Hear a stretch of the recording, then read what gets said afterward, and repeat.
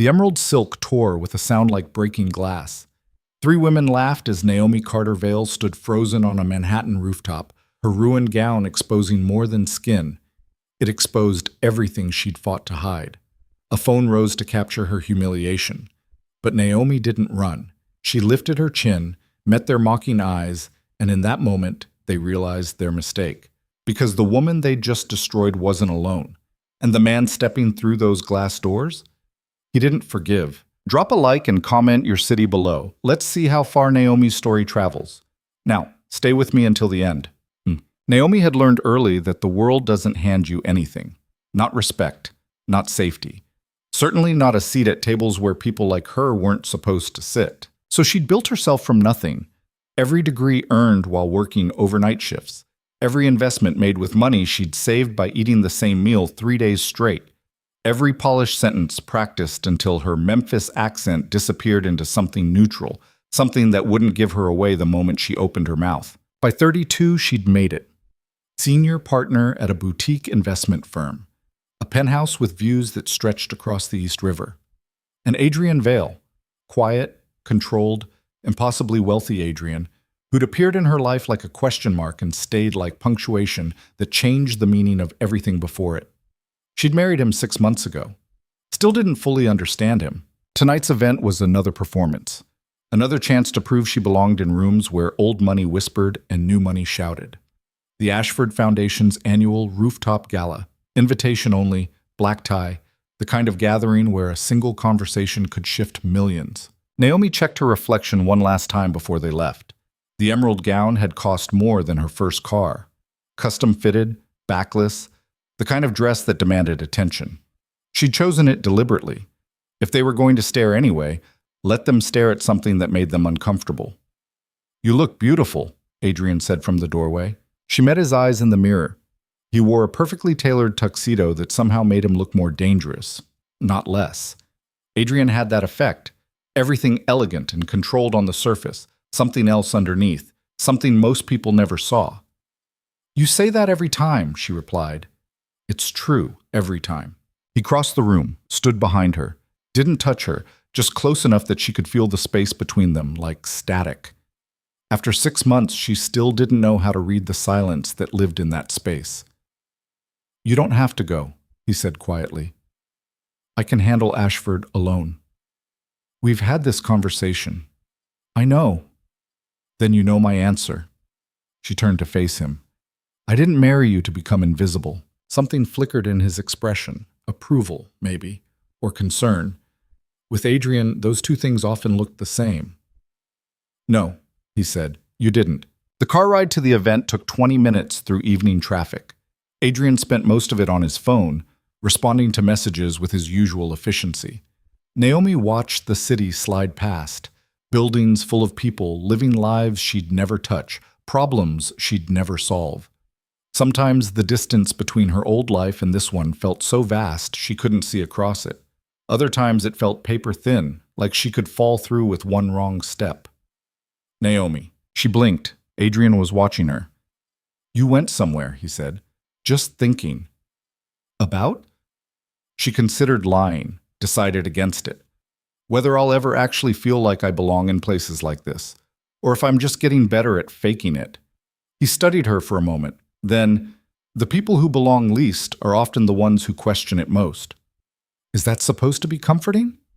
It's supposed to be true. The car pulled up to the building, a glass tower in the financial district, all sharp angles and reflective surfaces. A doorman appeared immediately.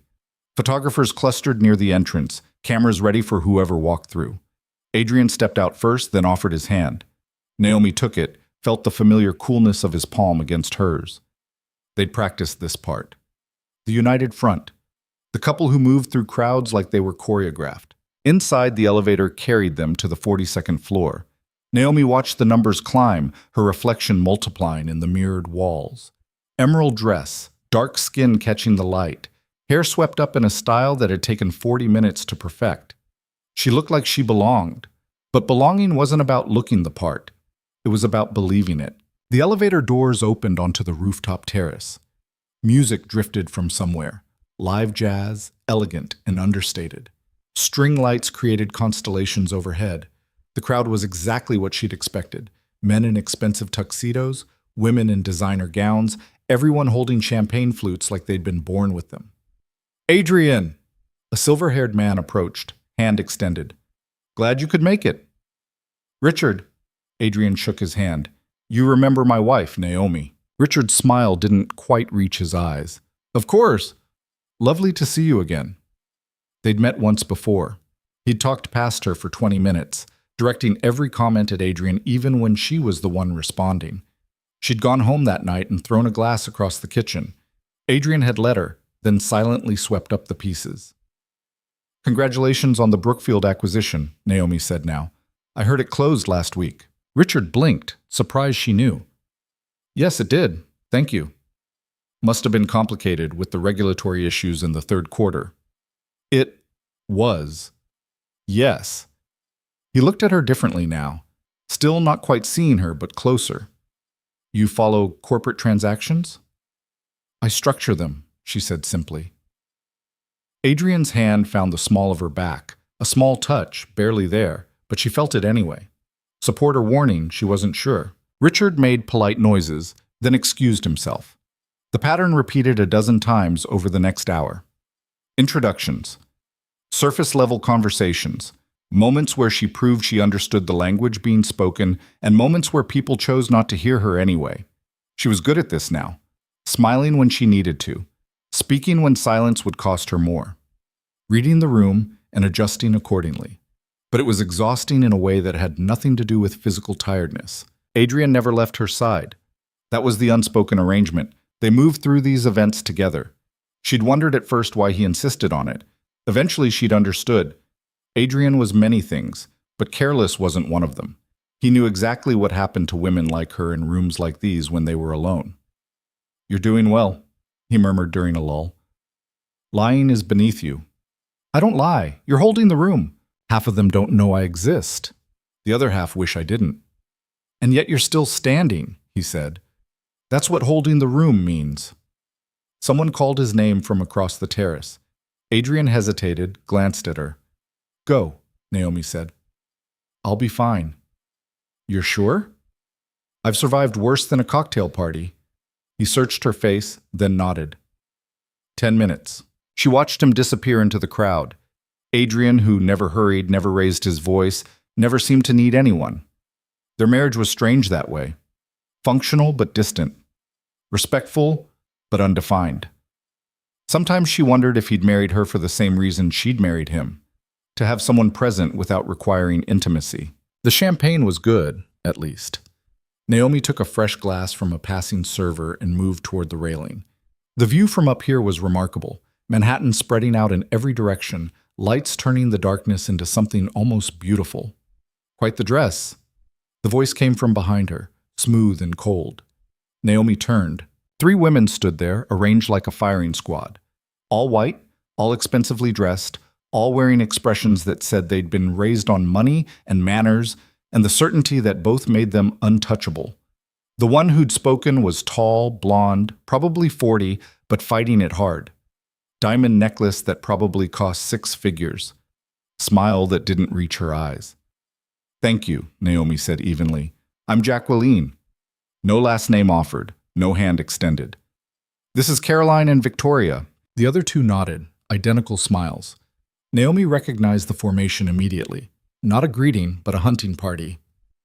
"Naomi Vale," she said, though they already knew. "Oh, we know who you are." Jacqueline took a sip of champagne. "Adrian's wife." The pause before wife was deliberate. Naomi felt it like a paper cut. "That's right," she said. "How unexpected," Victoria added. She was shorter, brunette, wearing enough jewelry to open a store. "Adrian Vale married. We all thought he was far too particular for that." Caroline laughed, a sound like ice cracking. "I suppose everyone has their surprises." Naomi had navigated this territory before, the carefully worded insults, the implications buried in politeness. She knew the script: smile, deflect, maintain composure. Don't let them see they've landed anything. "Life's full of surprises," she said lightly, starting to turn away. "Must be quite an adjustment." Jacqueline continued, stepping slightly to block her path. Coming from, where was it, Memphis? That's right. Such a charming city, Caroline said, her tone suggesting it was anything but. Very different from New York. Most places are different from New York, Naomi replied. That's what makes them interesting. And you met Adrian how exactly? Victoria tilted her head, fake curiosity painting her features. It's just such an unusual match. Him being from the Vale family and you being… She trailed off, letting the silence finish the sentence. Being what? Naomi asked quietly. Oh, just different, Victoria said quickly. Different background, different circles. You know how it is. No, Naomi said. Why don't you explain how it is? The air shifted. Jacqueline's smile sharpened. There's no need to be defensive. We're just making conversation. Are you? Of course. Caroline moved closer. It's just that Adrian's family has certain expectations, standards, and it must be so difficult trying to measure up when you're starting from… From where? Naomi cut her off, her voice steady but harder now. Say what you're actually trying to say. The three women exchanged glances. Some silent communication passed between them, a decision being made. We're simply saying, Jacqueline said carefully, that people notice when someone doesn't quite fit, when they're trying very hard to belong somewhere they weren't born to. It's obvious. There it was, the thing they'd been circling, not subtle anymore, just cruel. Naomi felt the familiar heat rising in her chest, anger that wanted to become fury, hurt that wanted to become rage. But she'd learned long ago that reacting was what they wanted. Losing control meant losing the room. Noted, she said coolly, if you'll excuse me. She turned to walk away, made it exactly 3 steps, then someone grabbed the back of her dress. The sound came first, silk tearing, sharp and final. Then the sensation of air against her back, cool and exposing. Then the laughter, bright and vicious. Naomi spun around. Victoria stood there, fingers still raised from where she'd grabbed the fabric. Caroline had her phone out, already recording. Jacqueline was laughing, one hand covering her mouth in mock horror. Oh no, Victoria said, voice dripping with false concern. Your dress. How awful. The world narrowed to a single point. Naomi looked down at herself, the emerald silk hanging in 2 pieces, held together only by the front seam, her back completely exposed. Other guests beginning to notice, to turn, to stare. This was the moment they wanted. The moment she'd fall apart. The moment she'd prove them right about everything they'd assumed. But Naomi Carter Vale hadn't survived by breaking when people expected her to. She gathered the torn fabric in her hands, pulling it closed. Met Victoria's eyes directly. Didn't smile. Didn't flinch. Didn't look away. That was a mistake, she said quietly. The laughter faltered. Just for a second, something like uncertainty flickered across Victoria's face. Oh, relax, Caroline said, still recording. It's just a dress. Though I suppose when you can't actually afford to replace it. Put the phone down, Naomi said. I don't think so. Caroline smiled. This is too good. Everyone should see the real you. Naomi's grip tightened on the silk. The heat in her chest was burning now, threatening to consume everything. She could feel dozens of eyes on her, could hear whispers starting to spread through the crowd. This was supposed to break her, humiliate her, send her running. But she'd spent 32 years being underestimated by people who thought they knew her story before she spoke. Spent decades fighting for space in rooms that didn't want her, survived things these women couldn't imagine. A torn dress wasn't going to be what finally took her down. I said, she repeated, her voice like steel now, put the phone down. Caroline's smile widened. Make me. That's when the temperature on the rooftop dropped about 20 degrees. Not literally, but everyone felt it anyway. Adrian stepped through the glass doors. Not rushing, not dramatic, just there suddenly, like he'd always been there. His eyes swept the scene, the torn dress, the phone, the 3 women standing like they'd just caught prey. His face didn't change. That was somehow worse. He crossed the distance in 5 measured steps, positioned himself slightly in front of Naomi. Didn't touch her, didn't speak to her, just present, a wall between her and everyone else. Gentlemen, he said quietly to a couple security guards near the door, please escort these 3 women off the property. Jacqueline laughed nervously. Adrian, don't be ridiculous. It was just a joke. Tell him, Victoria. I don't believe I was joking, Adrian said, still in that same measured tone. You assaulted my wife, attempted to film her without consent, and based on what I heard from across the terrace, verbally harassed her for several minutes before that. Assaulted? Caroline's voice pitched higher. It was an accident. It wasn't. Adrian's eyes moved to her phone. Delete the video. I don't have to. You do. He took one step toward her, still calm, still controlled. Because if that video appears anywhere, social media, private message, anywhere, I will make it my personal mission to ensure your husband's hedge fund loses every major investor it has, starting with the 3 I personally introduced him to. Caroline's face went white. You can't. I can. I will. Delete it. She fumbled with her phone, hands shaking. Adrian watched until the video was gone, then turned to Jacqueline. Your family's company does considerable business with Vail Holdings, he said conversationally. I've been reconsidering that relationship, wondering if our values truly align. Adrian, please. Jacqueline's composure was cracking. This is all a misunderstanding. No misunderstanding, he interrupted. You deliberately targeted my wife, cornered her, humiliated her, and thought there would be no consequences. We didn't think. You didn't. His voice dropped even lower. That's the problem. You see someone you've decided doesn't belong, and you think that gives you permission. It doesn't. Victoria opened her mouth, then closed it. The 3 women looked at each other, reality settling over them like cold water. Leave, Adrian said simply. Now. Security moved forward. The 3 women had no choice but to turn, to walk toward the exit with everyone watching. The crowd parted for them like they were carrying something contagious. The rooftop had gone completely silent. Adrian finally turned to Naomi. His expression shifted, not much, but enough. The controlled fury banking down into something gentler. Are you hurt? He asked quietly. Naomi shook her head, didn't trust her voice yet. My jacket, he said, already shrugging out of it. He draped it around her shoulders, covering the torn dress. His hands lingered for just a moment on her arms. Let's go home. Adrian, we're leaving, he said, not harshly, but final. Now.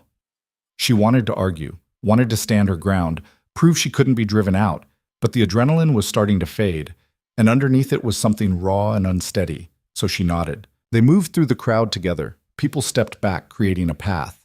Naomi kept her head up, kept her shoulders straight, felt every eye tracking them, heard the whispers starting already. By tomorrow, this would be a story. Naomi Vail, attacked at a charity gala. Adrian Vail, defending her with quiet devastation. 3 socialites losing everything because they made the wrong enemy. The elevator doors closed on the rooftop, just the 2 of them descending through 42 floors of silence. I didn't need you to do that, Naomi said finally. I know. I could have handled it. I know that too. She looked at him. Then why? Adrian was quiet for a long moment. When he spoke, his voice was different. Something underneath the control, something almost vulnerable. Because you shouldn't have to, he said. Handle everything alone. That's what marriage means, isn't it? Not being alone anymore. The elevator reached the ground floor. The doors opened onto the lobby, empty except for the doorman. I'm sorry, Adrian added, so quietly she almost missed it. That I wasn't there sooner. Naomi's throat tightened. She'd spent so long building walls, learning not to need anyone, that she'd forgotten what it felt like when someone chose to stand beside her anyway. Thank you, she whispered. He nodded, offered his arm. They walked out together into the Manhattan night, leaving the party behind. The ride home was silent, but different now. Comfortable, almost. Naomi kept Adrian's jacket wrapped around her shoulders. It smelled like him, something expensive and clean, but underneath that, something warmer. Their penthouse was dark when they arrived. Adrian turned on a single lamp, golden light pooling in the corner. I'll call the designer tomorrow, he said. Get the dress replaced. Don't bother. Naomi, I don't want it replaced. She shrugged off his jacket, let the ruined emerald silk fall away. Stood there in just her undergarments, defiant. I don't want to pretend tonight didn't happen. Adrian studied her. What do you want? Good question. What did she want? To scream? To cry? To find those three women and show them exactly who they'd underestimated? I want, she said slowly, to understand why you married me. He blinked. Whatever he'd been expecting, it wasn't that. Naomi. No, I'm serious. She moved closer. 6 months, Adrian. 6 months of this marriage, and I still don't understand it. You don't need a wife. You don't need anyone. So why? That's not... Why? She repeated more forcefully. The silence stretched between them, heavy with everything unsaid. Adrian's control was slipping, just slightly. She could see it in the tension of his jaw, the way his hands had become fists at his sides. Because, he said finally, you're the only person I've met who doesn't want something from me. That's not an answer. It's the only one I have. He ran a hand through his hair, breaking his usual composure. Everyone wants something. Access, money, connections, the Veil name. Everyone except you. You looked at all of it, the wealth, the power, the family, and you didn't care. You saw me. Just me. Naomi's breath caught. Adrian, I know this isn't what you expected, he continued. I know I'm not good at this, at being close to someone, at letting someone see past the control. But when those women tore your dress tonight, when I saw them trying to break you, he stopped, looked away. What? Naomi prompted. I wanted to destroy them, he said quietly, not just their reputations or their business connections, everything. I wanted them to understand what happens when you target someone und he cut himself off, but the word hung there anyway, unspoken. Love. Naomi felt something crack open in her chest. 6 months of distance, of careful politeness, of marriage without intimacy. And underneath it all, this fierce, controlled, complicated man who'd been protecting her the only way he knew how. I'm not fragile, she said. I know. I don't need protecting. I know that too. But tonight, she admitted, I'm glad you were there. Something shifted in Adrian's expression. Relief, maybe, or permission. I'm always there, he said. Even when you don't see me, I'm there. The distance between them felt different now. Not a barrier, but a question. An invitation neither of them had been brave enough to accept until tonight. Naomi closed the gap, stood close enough to feel the heat of him, the barely controlled tension. Thank you, she said again, for standing up for me. Always, he replied. She reached up, touched his face. He froze, like he wasn't sure what to do with tenderness, but he didn't pull away. We should talk more, Naomi said. About this marriage, about what we actually want from each other. Tomorrow, Adrian agreed. Tonight, just stay close. So she did. They stood there in the golden lamplight, Naomi in her torn dress, and Adrian with his careful control finally cracking. Not perfect, not solved, but together in a way they hadn't been before. Outside, Manhattan continued its endless movement. But inside this penthouse, high above the city, two people who'd been circling each other for 6 months finally stopped running. And somewhere across town, 3 women were beginning to understand exactly how much they'd underestimated Naomi Carter Vale. The consequences were just beginning. Morning came too bright through the penthouse windows. Naomi woke with Adrian's jacket still draped over her shoulders, her torn dress crumpled on the floor where she'd finally let it fall. The sunlight felt accusatory, like it was demanding she face what had happened with clear eyes instead of the mercy of darkness. Adrian was already awake. She could hear him in the kitchen, the quiet sounds of coffee being made. Normal sounds, domestic sounds. Strange how they'd lived together 6 months, and she still wasn't used to sharing space with another person. She found one of his shirts in the closet, pulled it on. It fell to mid-thigh, expensive cotton that smelled clean. When she walked into the kitchen, Adrian glanced up from the espresso machine. Morning, he said. Morning. They stood there awkwardly, like strangers who'd accidentally shared something intimate and didn't know how to walk it back. Last night had cracked something open between them. Now, in daylight, neither seemed sure what to do with the opening. I made coffee, Adrian said finally. I see that. Your phone's been going off. I left it on the counter. Naomi picked it up, saw the notification count climbing. Texts, emails, missed calls. She unlocked the screen, started scrolling. Her stomach dropped with each new message. "What is it?" Adrian asked. "Pictures from last night. Someone took pictures." She turned the phone toward him. The photos were everywhere, society blogs, social media, forwarded through group chats. Most showed Naomi standing on the rooftop in her torn dress, surrounded by onlookers. Others captured Adrian stepping between her and the three women, his expression cold as winter. The captions varied, some sympathetic, most speculating, a few openly cruel. "Oh, they're calling me." Naomi's voice caught. She read from one of the posts. "The social climber who couldn't climb high enough. Poor Adrian Vale stuck with someone who embarrasses him at charity events." That's not... There's more. She kept scrolling, each new comment a small cut.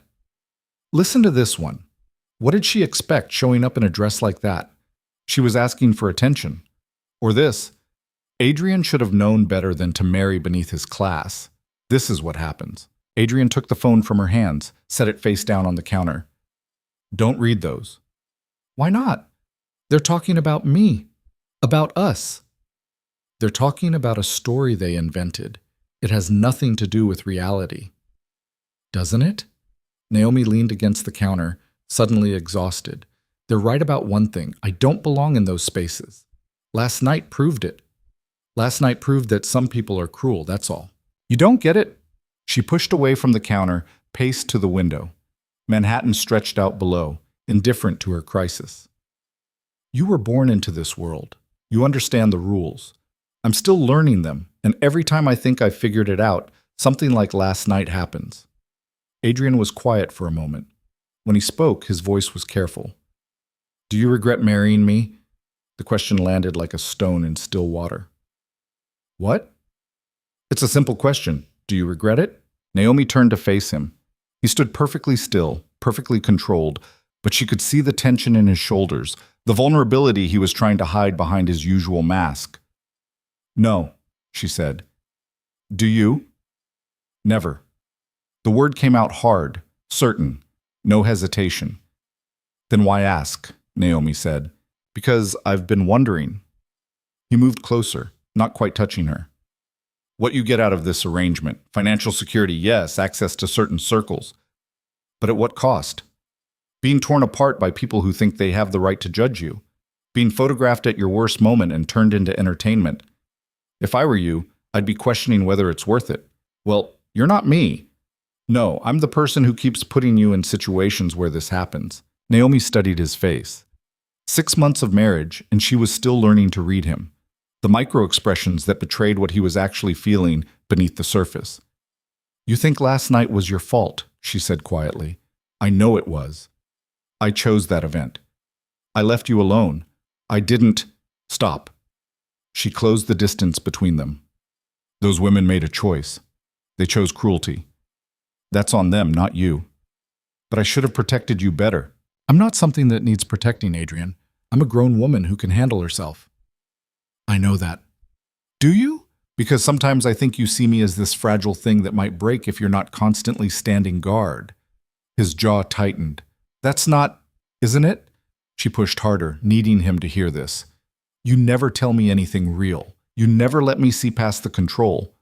It's like you think if you show me who you actually are, I'll shatter. Or maybe, Adrian said, voice dropping, I'm the one who'll shatter. The admission hung in the air between them. Naomi's phone buzzed again on the counter. Then again.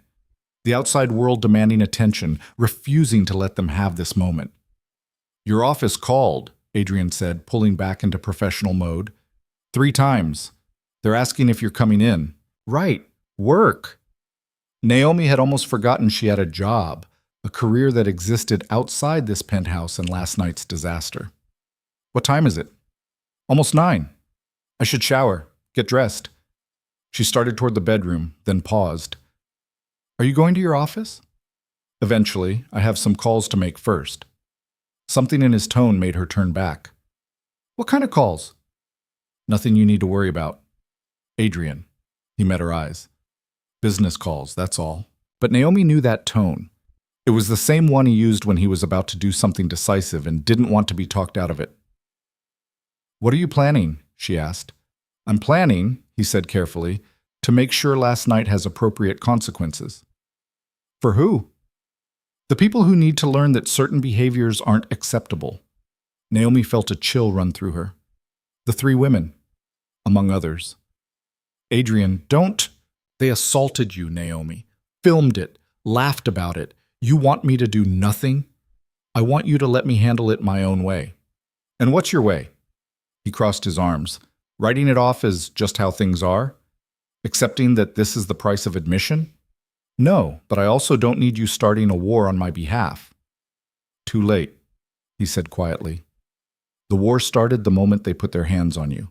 Naomi wanted to argue, but part of her, the part that had stood on that rooftop holding torn silk while people laughed, wanted to let him do whatever he was planning, wanted to watch those three women learn what it felt like to be powerless. That scared her more than anything.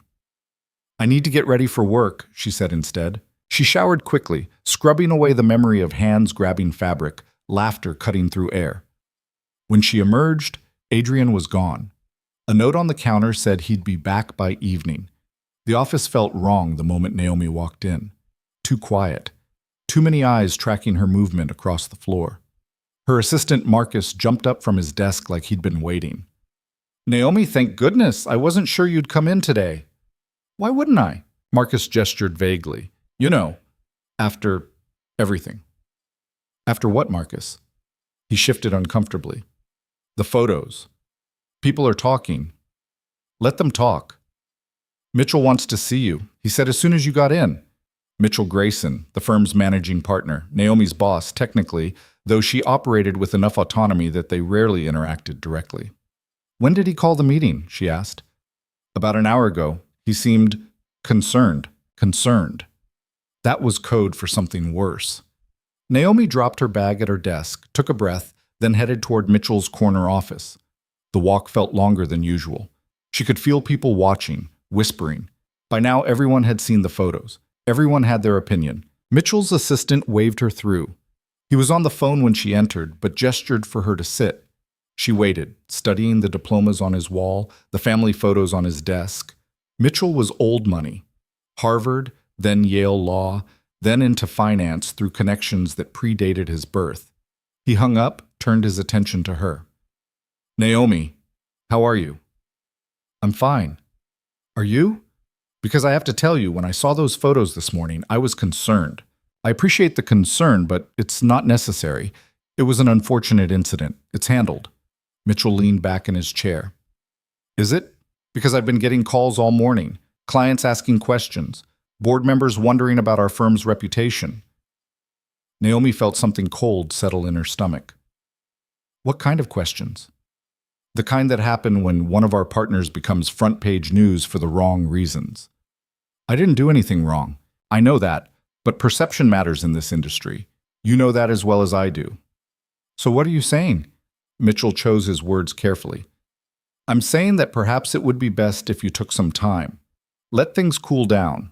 Come back when the attention has moved elsewhere. You're putting me on leave. I'm suggesting a temporary step back for your own well-being. My well-being, Naomi laughed, sharp and humorless.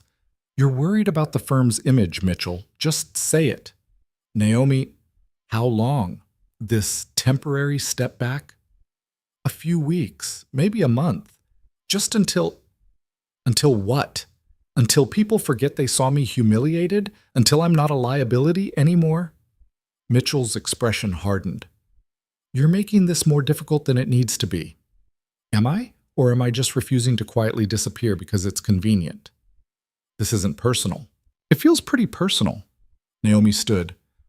I've brought in $30 million in new business this year alone. I've exceeded every target, closed every deal. But one bad night and suddenly I'm the problem. The optics. Forget the optics. She leaned forward, palms flat on his desk. Those women attacked me. They tore my dress. They tried to humiliate me. And now I'm the one being punished? No one's punishing you. Then let me work. Mitchell was quiet for a long moment. When he spoke, his voice was gentler. Naomi, I understand you're upset, but this is how these things work. We protect the firm first. That includes protecting you by giving this situation time to diffuse. I don't need protecting. I need to do my job. 2 weeks, Mitchell said firmly. Paid leave, Non-negotiable. Use the time however you want. Travel, rest, strategize your return. But you're not coming into this office until the attention dies down. Naomi wanted to fight. Wanted to flip his desk and tell him exactly what she thought of his decision. But she'd learned long ago that burning bridges only left you stranded. Fine, she said through gritted teeth. 2 weeks. Good. I'll send the paperwork to HR. She walked out before he could say anything else. Marcus stood when she passed his desk, mouth opening to ask a question. She shook her head, kept walking, made it to the elevator before her hands started shaking. The ride down felt like falling. Outside, the city was too bright, too loud, too indifferent. Naomi walked without direction, just needing to move. Her phone buzzed continuously. Texts from colleagues, emails from clients, notifications from social media. She silenced it all. Eventually, she found herself at a small park overlooking the East River. Tourist families and young professionals on lunch break occupied the benches. Normal people living normal lives. She sat on an empty bench near the water, watched boats cut through the current. Mind if I sit? Naomi looked up. A woman stood there, probably mid-50s, wearing a casual blazer and jeans. Kind eyes. Familiar somehow, though Naomi couldn't place her. It's a public bench, Naomi said. The woman sat, leaving a respectful distance between them. They were quiet for a while, just two strangers sharing space. I recognize you from the photos, the woman said eventually. Naomi tensed. And I wanted to tell you that what happened to you was wrong.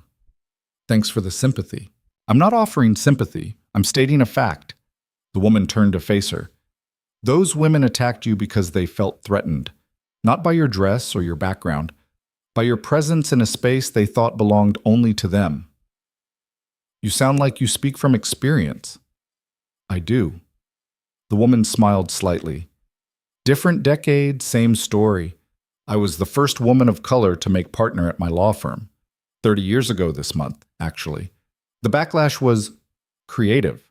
Naomi studied her more carefully. What did you do? What did I do? I showed up every day, even when they made it clear I wasn't welcome, even when they tried to drive me out with rumors and gossip and manufactured complaints. I showed up and did the work until they couldn't deny I belonged. Did it work? Eventually, but it cost me. Relationships, peace of mind, a few years of my life to stress that probably shortened it overall. She paused. The question isn't whether it worked. The question is whether you're willing to pay the price. I don't know if I am, Naomi admitted quietly. That's honest. Most people don't admit that until they've already burned out. So what's the answer? Just accept that this is how things are. The woman considered this. No, but maybe stop trying to win on their terms. Build something different. Create spaces where people like you aren't the exception. They're the standard. That sounds nice in theory.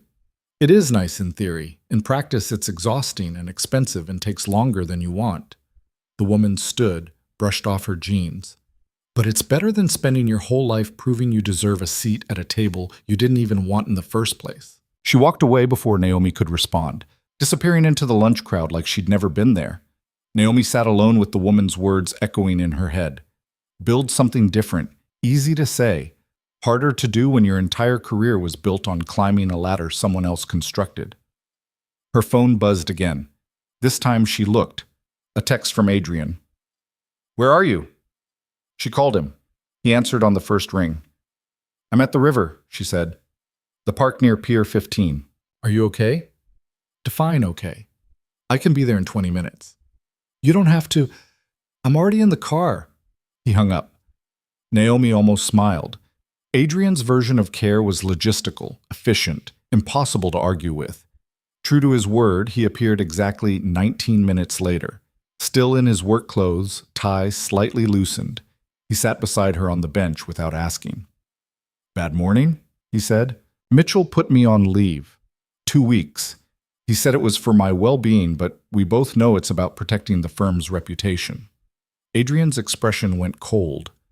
He did what? Don't. Whatever you're thinking, don't. Naomi, I can handle Mitchell. I can handle all of it. She turned to him.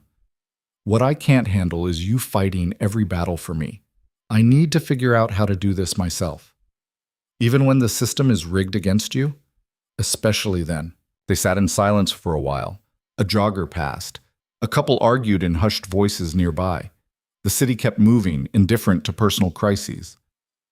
I made some calls this morning, Adrian said finally. I figured.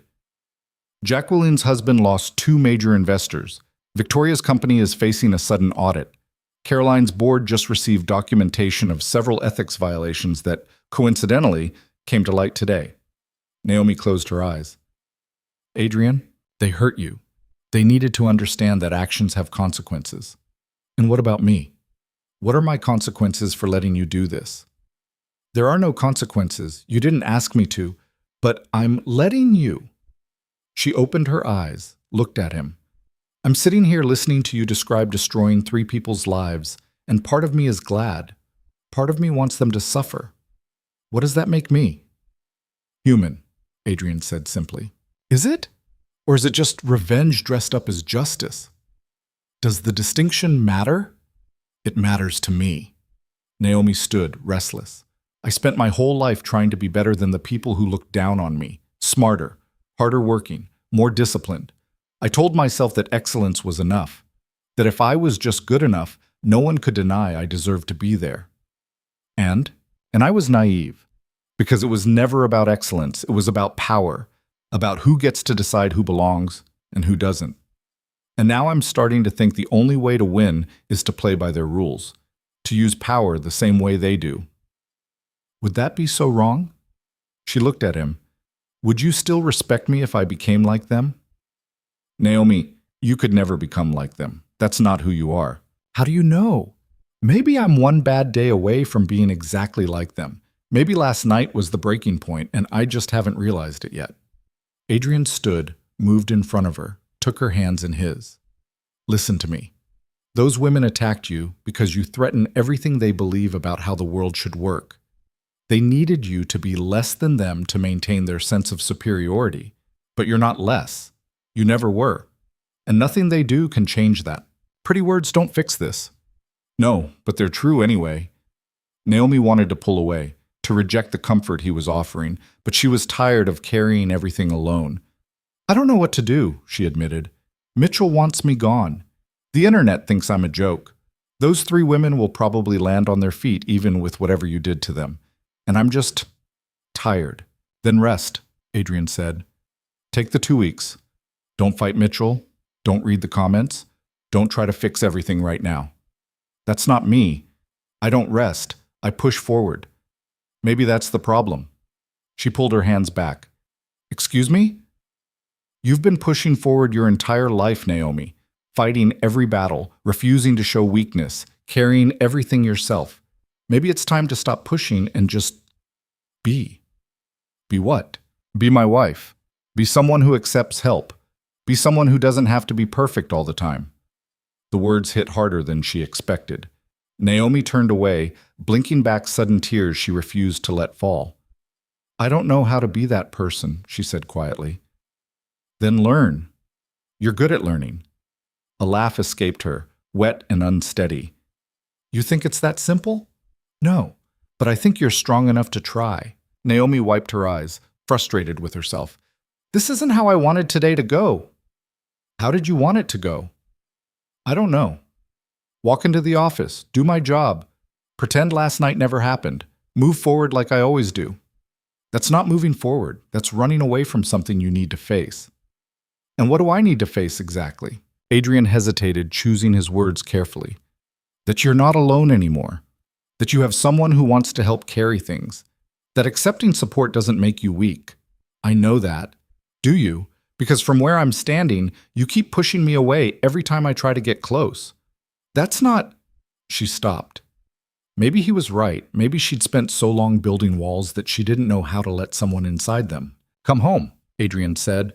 We'll order food, watch terrible television, do nothing productive. Just exist in the same space without trying to fix anything. I don't know how to do that. Neither do I. We'll figure it out together. The simplicity of it nearly broke her. After a morning of complicated feelings and professional disasters, the idea of just going home and being still sounded almost impossible. Okay, she said finally. Okay? Yeah, let's go home. They walked back through the city together, not talking, just present. When they reached the penthouse, Adrian was true to his word. He ordered Thai food from the place down the street. They ate sitting on the floor in the living room like college students, turned on a cooking competition show, and argued about which contestant deserved to win. Normal things, domestic things, the kind of comfortable intimacy they'd avoided for 6 months. Around 8, Naomi's phone rang. Unknown number. She almost didn't answer, but something made her pick up. Hello? Is this Naomi Vale? A woman's voice, crisp and professional. Yes? Who's calling? My name is Diana Reeves. I'm a reporter with the Financial Observer. I was hoping to ask you a few questions about the incident at the Ashford Foundation Gala. Naomi's stomach dropped. I have no comment. I understand you may not want to discuss it publicly, but I think you should know that Jacqueline Ashford, Victoria Morrison, and Caroline Bennett are planning to release a statement claiming you provoked them. They're painting themselves as victims of an overreaction. They're doing what? Their statement is scheduled to go live tomorrow morning. I wanted to give you a chance to tell your side before that happens. Naomi looked at Adrian. He'd stopped eating, watching her carefully. Thank you for the heads up, Naomi said, but I still have no comment. Ms. Vale, if you don't respond, their narrative becomes the official story. Is that really what you want? What I want, Naomi said slowly, is for people to stop treating my life like entertainment, but that doesn't seem to be an option. She hung up, set the phone down carefully, like it might explode. What did they say? Adrian asked. Those 3 women are releasing a statement claiming I started it, that you overreacted, that they're the real victims here. Of course they are. They're going to win, Adrian. They're going to twist this whole thing around, and by tomorrow everyone will believe I'm the problem. Not everyone. Enough people. That's all it takes. She stood, started pacing. This is how it works. They hurt me, I react, and somehow I become the villain in the story. How is that fair? It's not. Then what do I do? Adrian was quiet for a moment. Then, tell your story. What? Tell your story. Your version. Don't let them control the narrative. I'm not doing an interview. I'm not talking about an interview. I'm talking about something more direct, something they can't twist or edit or spin. Naomi stopped pacing. What are you suggesting? I'm suggesting, Adrian said carefully, that you stop playing defense and start playing offense. But I'm also saying I'll support whatever you decide. If you want to ignore their statement and move on, I'm with you. If you want to fight back, I'm with you. It's your choice. Her choice. When was the last time anything in this mess had felt like her choice? Naomi looked at her husband, this quiet, controlled man who'd married her for reasons he still barely explained, who'd defended her on a rooftop and destroyed careers before breakfast, who was now sitting on their living room floor with pad thai and saying he'd follow her lead. I need to think, she said. Take your time. But time was the one thing she didn't have. Tomorrow morning, 3 women who'd humiliated her would tell the world their version of events, and unless Naomi did something, that version would become truth. She thought about the woman in the park. Build something different. Create spaces where people like you aren't the exception. Maybe that started with refusing to be silent. Help me write something, Naomi said. Adrian looked up. Are you sure? No, but I'm doing it anyway.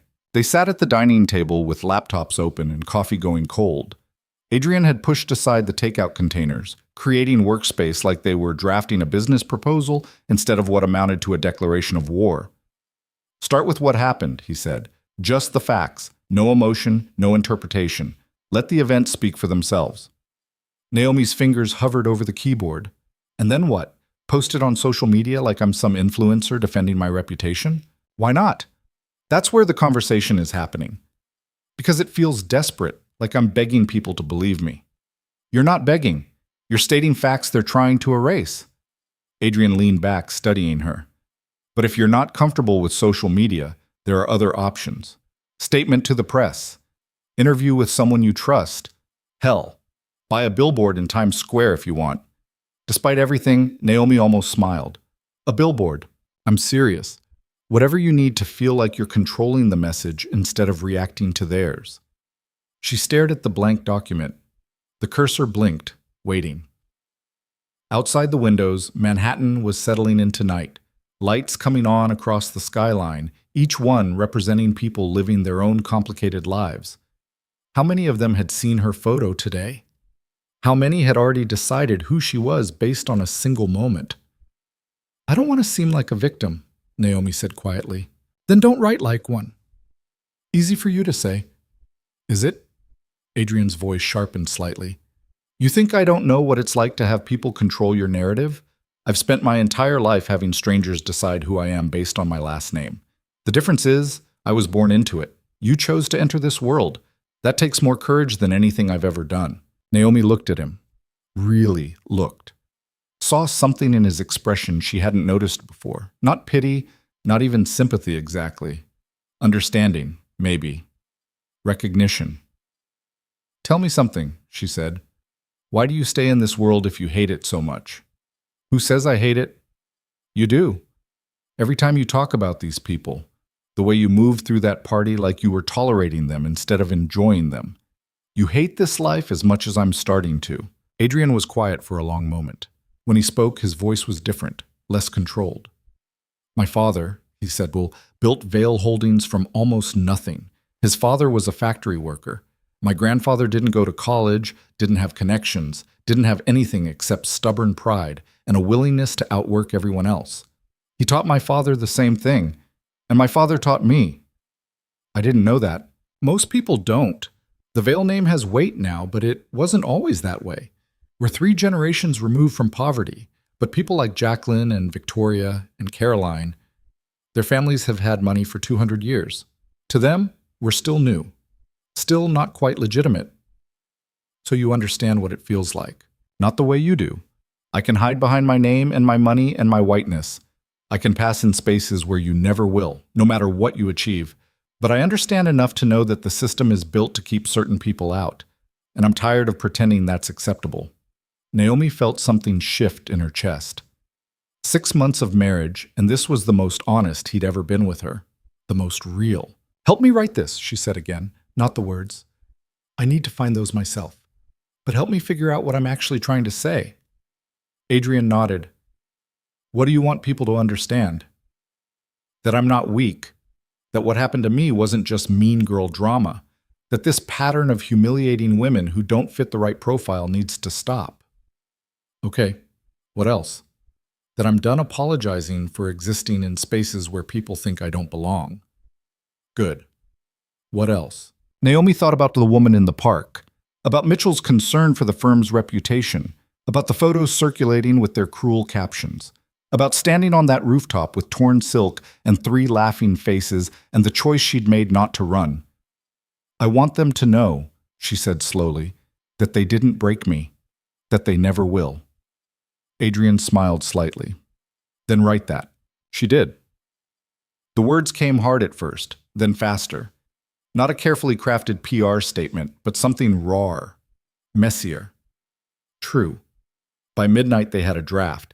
Naomi read it out loud, testing how the words sounded when spoken instead of just written. 2 nights ago, I attended a charity gala with my husband. I wore an emerald dress and tried to be the version of myself these events require. Polished, pleasant, unobtrusive. I've gotten good at that version over the years. Good at making myself smaller so other people feel bigger. Good at accepting certain behaviors as just the way things are. On the terrace, 3 women decided I needed to be taught a lesson. They cornered me. Made comments about my background, my marriage, my right to be in that space. When I tried to leave, one of them grabbed my dress and tore it open. Another filmed it. All 3 laughed. I want to be clear about something. This wasn't a misunderstanding or an accident or a joke that went too far. It was a deliberate act of violence meant to humiliate me. And it worked, in the sense that I was humiliated. But it failed in every other way. Tomorrow, these 3 women will release a statement claiming I provoked them, claiming they're victims of an overreaction, claiming the real story is different from what actually happened. I want you to understand something before you read their version. This is a pattern. Women who don't fit a certain profile, women of color, women from working-class backgrounds, women who earn their seats instead of inheriting them, we face this constantly. Sometimes it's subtle, sometimes it's explicit, but it's always there. This expectation that we should be grateful just to be included and accept whatever treatment comes our way. I'm done with that. I'm done shrinking. I'm done pretending certain behaviors are acceptable because they're common. I'm done protecting the reputations of people who tried to destroy mine. What happened on that terrace wasn't about a dress or a party or social drama. It was about power, about who gets to decide who belongs and who doesn't, about what happens when women who've never been told no suddenly face someone who won't accept their cruelty quietly. I didn't start this, but I'm finishing it. Not with revenge or retaliation, but with something simpler, the truth. Whatever statement gets released tomorrow will be carefully crafted to protect 3 reputations and shift blame. This statement is crafted to protect nothing except what actually happened. To anyone who sees themselves in this story, who's been torn down for having the audacity to exist in spaces where you're not wanted, I see you. You're not crazy. You're not too sensitive. You're not imagining it. And you deserve better than accepting cruelty as the cost of admission.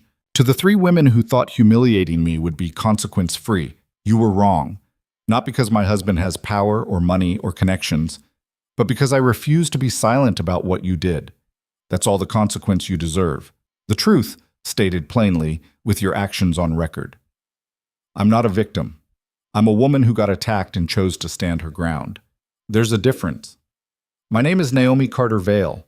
I'm still standing, and I'm not going anywhere. The silence after she finished reading was heavy. Adrian hadn't moved, hadn't interrupted. Now he just looked at her with an expression she couldn't quite read.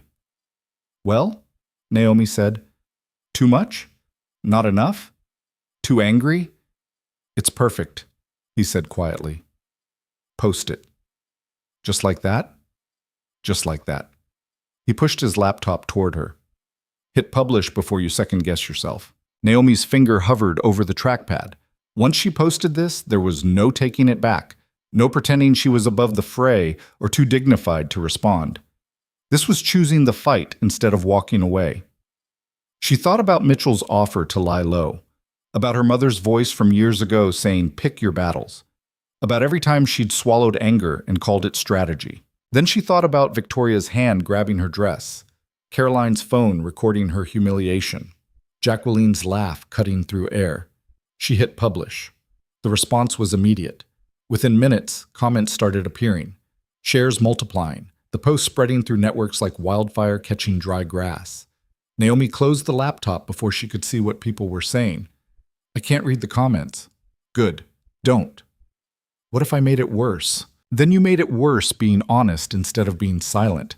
I know which one I'd choose. Her phone started ringing. Diana Reeves, the reporter from earlier. Naomi sent it to voicemail. It rang again immediately. Different number, then another, then her email notification started going off. Jesus, she muttered.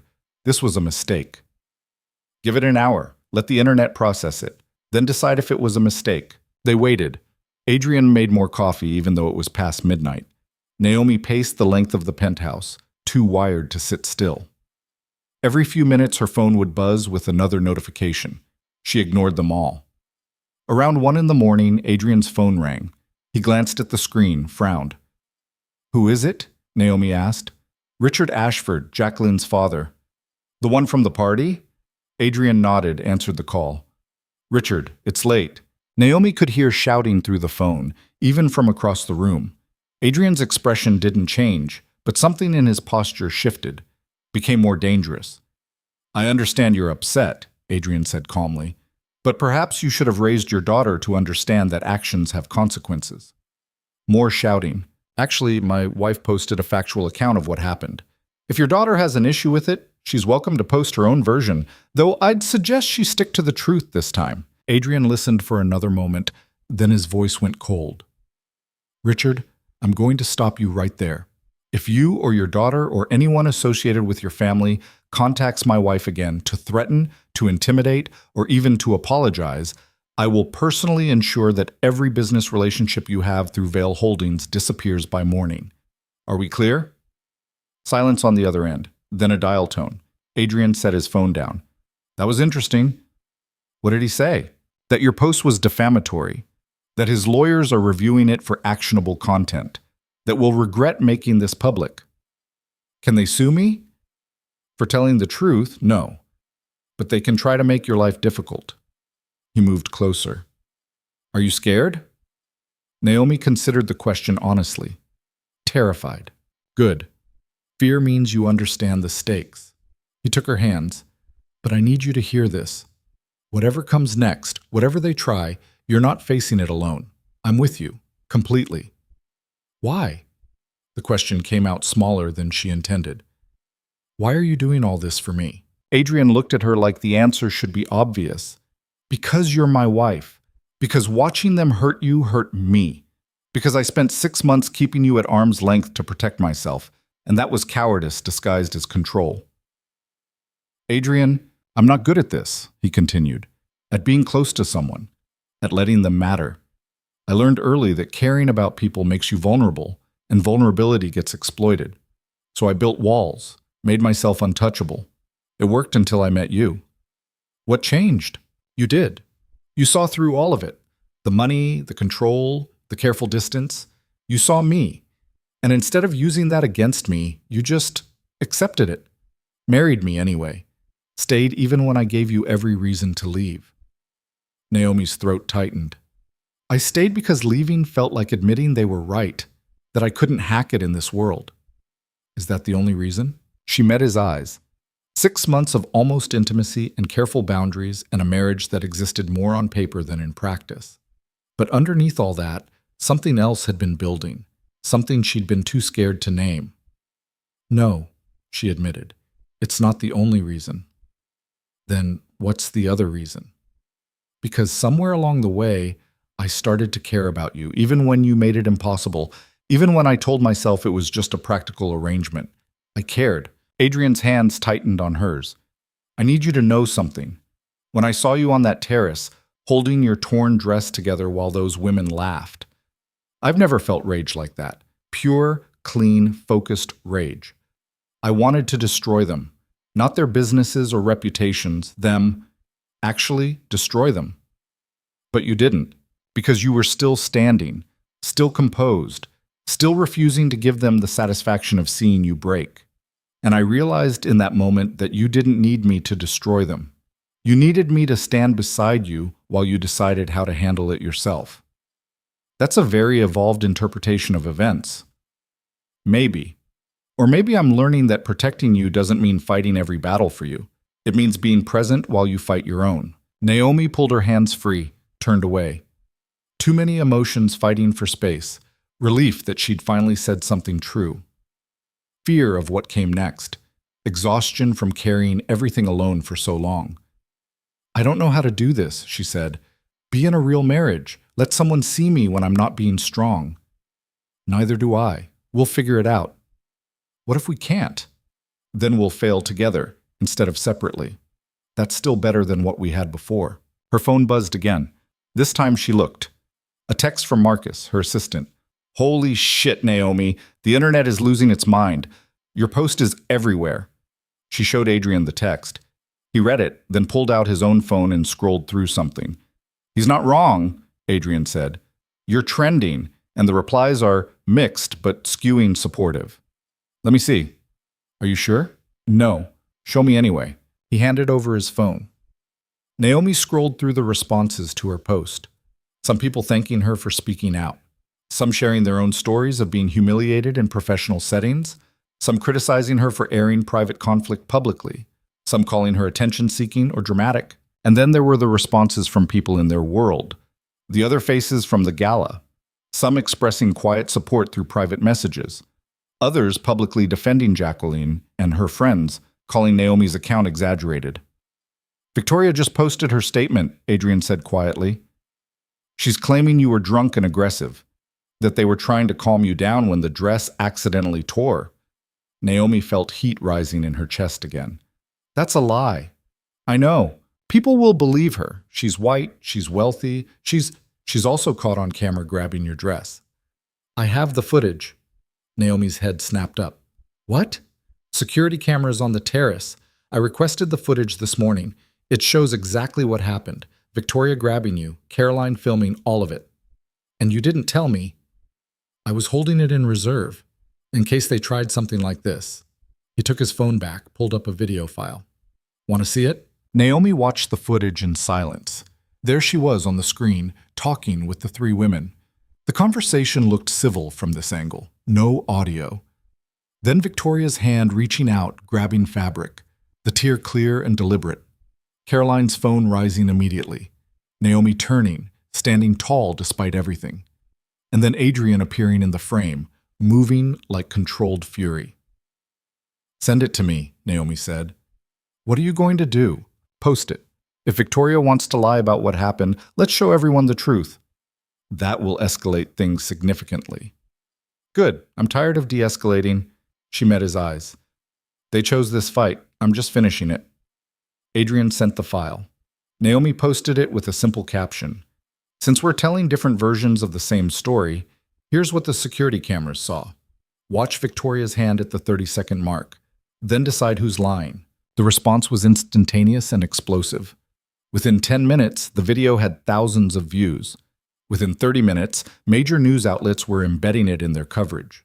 By 2 in the morning, it was playing on cable news with talking heads debating what it meant. Naomi's phone wouldn't stop ringing, Adrian's either. They turned them both off, sat in the sudden silence of the penthouse, with the world losing its mind outside their windows. "No going back now," Adrian said. Was there ever a way back? Probably not. They sat together on the couch, exhausted but too wired to sleep. The coffee had gone cold again. Outside, Manhattan glittered like nothing was wrong, like three women weren't watching their carefully crafted lies disintegrate in real time, like Naomi's professional reputation wasn't hanging by a thread, like everything hadn't changed in the span of 48 hours. "What happens tomorrow?" Naomi asked. "I don't know. More calls, more statements, probably lawyers getting involved. Mitchell's going to fire me. Maybe. Or maybe he'll realize you're the best thing that ever happened to his firm and beg you to come back. You're an optimist. I didn't know that about you. I'm not, but I'm learning to fake it." He shifted, looked at her. "For what it's worth, I'm proud of you." "For what? Posting a video that's probably going to make everything worse? For refusing to disappear? For fighting back instead of accepting what they tried to do to you? For being brave when being quiet would have been easier?" Naomi leaned against him, felt his arm come around her shoulders. They'd never been physically comfortable like this before, always maintained distance, even in private. But tonight that distance felt stupid, wasteful. "I'm scared," she admitted quietly. "I know." "What if this ruins everything? My career, your reputation, this marriage? Then we'll build something new, together." "You make it sound simple." "It's not simple, but it's possible. That's enough." They stayed like that for a while, wrapped in each other while the internet dissected every frame of that video. Naomi felt herself starting to relax despite everything, starting to believe that maybe Adrian was right, maybe they could survive this, maybe it would even make them stronger. Her laptop chimed with an email notification. She ignored it, then another, then several more in rapid succession. "You should check those," Adrian said. "I really don't want to." "Check anyway." She pulled up her email with dread. But the messages weren't what she expected. One was from a woman who'd graduated from Naomi's college program 10 years after her, saying the post had inspired her to report harassment at her own firm. Another was from a senior partner at a rival investment company, asking if Naomi would be interested in meeting about opportunities. A third was from a nonprofit that worked with young women in finance, inviting her to speak at their next event. "What is it?" Adrian asked, seeing her expression. "People are supporting me, offering things. I don't understand. You told a truth a lot of people needed to hear. That has value. Or I just made myself unemployable by picking a public fight with 3 connected women. Both things can be true." She kept reading. More messages, some supportive, some critical, some just curious. Her post had opened something, created space for other people to share their own stories of humiliation and exclusion and fighting for space in places that didn't want them. "This is so strange," Naomi said. 2 days ago I was just trying to survive a cocktail party. Now I'm apparently some kind of symbol." "You always were. You just weren't claiming it yet." "I don't want to be a symbol. I just want to do my job without people grabbing my dress." "Unfortunately, the world doesn't work that way. The moment you stood up instead of disappearing, you became something bigger than yourself." "That's terrifying. Yes, but also powerful if you choose to use it. Naomi closed her laptop, suddenly overwhelmed. I need to sleep. My brain is shutting down. Good idea. They moved to the bedroom, this space they'd shared for 6 months without really sharing it. Adrian had always maintained careful distance, sleeping on his side with military precision. Tonight he pulled her close, held her like he was afraid she might disappear if he let go. Adrian? Thank you. For believing me. For standing beside me. For not trying to manage this whole thing yourself. You don't need to thank me for doing what I should have been doing all along. Still, thank you. They fell asleep tangled together while 3 women across the city watched their world crumble. While news cycles spun the story into something bigger than what actually happened.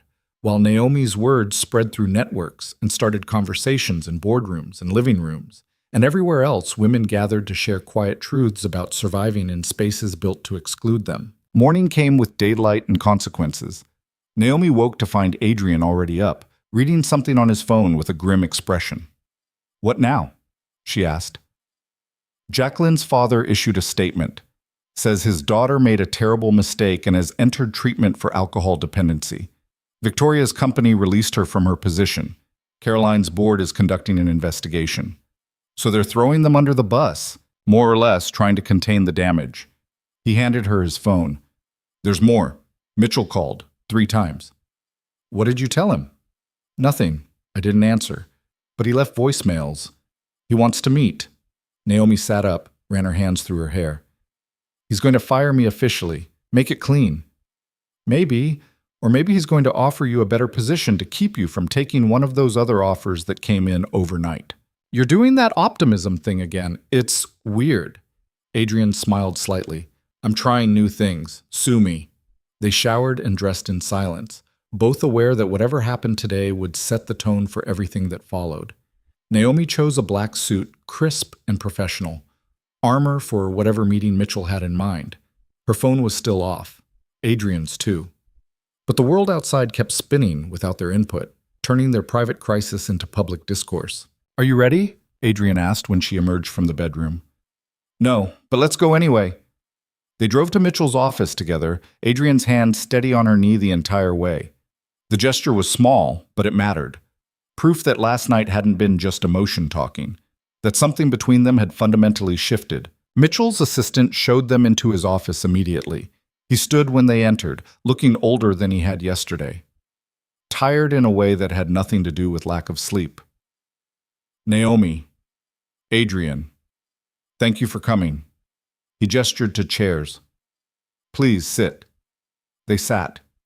Mitchell moved around his desk, then seemed to change his mind and leaned against it instead, trying to appear casual and failing. I'll get right to it, he said. The board met this morning, emergency session, to discuss your situation. My situation, Naomi repeated carefully. The events of the past 2 days. Your post, the video, the media attention. Mitchell rubbed his eyes. It's become a significant story. People are calling the firm, asking about our position. Clients want to know where we stand. And where do you stand? Mitchell looked at her directly. Behind you, completely. Naomi blinked. Whatever she'd expected, it wasn't that. I'm sorry? The board reviewed everything. The security footage, witness statements, the timeline of events. We agree that you were assaulted, that your response was measured and appropriate, and that asking you to take leave was, in retrospect, a mistake born from knee-jerk concern about optics rather than principle. So I'm not fired. You're not fired. In fact, we'd like to offer you a different position, senior partner with expanded responsibilities, and a seat on the board. Naomi stared at him. You're promoting me. We're recognizing what you've brought to this firm and what we stand to lose if you leave, which, frankly, seems likely given the offers I'm sure you've received since last night. Adrian's hand found hers. She squeezed it, needing the anchor. I don't understand, Naomi said. Yesterday you were worried about the firm's reputation. Today you're promoting me? Yesterday I was scared, Mitchell said bluntly. Scared of controversy, of difficult conversations, of taking a stand that might cost us clients. Today, I'm more scared of what it says about this firm if we abandon someone who did nothing wrong. And I'm more scared of losing you to a competitor who's willing to publicly support you when we weren't. That's very pragmatic. It's survival, but it's also right. You deserve better than how we treated you, so I'm offering better. The question is whether you're interested. Naomi looked at Adrian. He wasn't giving anything away, just watching her with those careful eyes. Can I think about it? She asked Mitchell. Of course. Take a few days. Consider your options. But Naomi? He moved closer. I hope you stay. Not just because you're an asset to this firm, but because you make us better. You push us to be more than we are. That's valuable in ways that go beyond any single deal or client relationship. They left the office in silence, rode the elevator down without speaking, stepped out onto the Manhattan street into morning sunshine that felt somehow inappropriate given everything happening. Well, Adrian said finally, that was unexpected. Completely. What are you thinking? Naomi watched people hurrying past.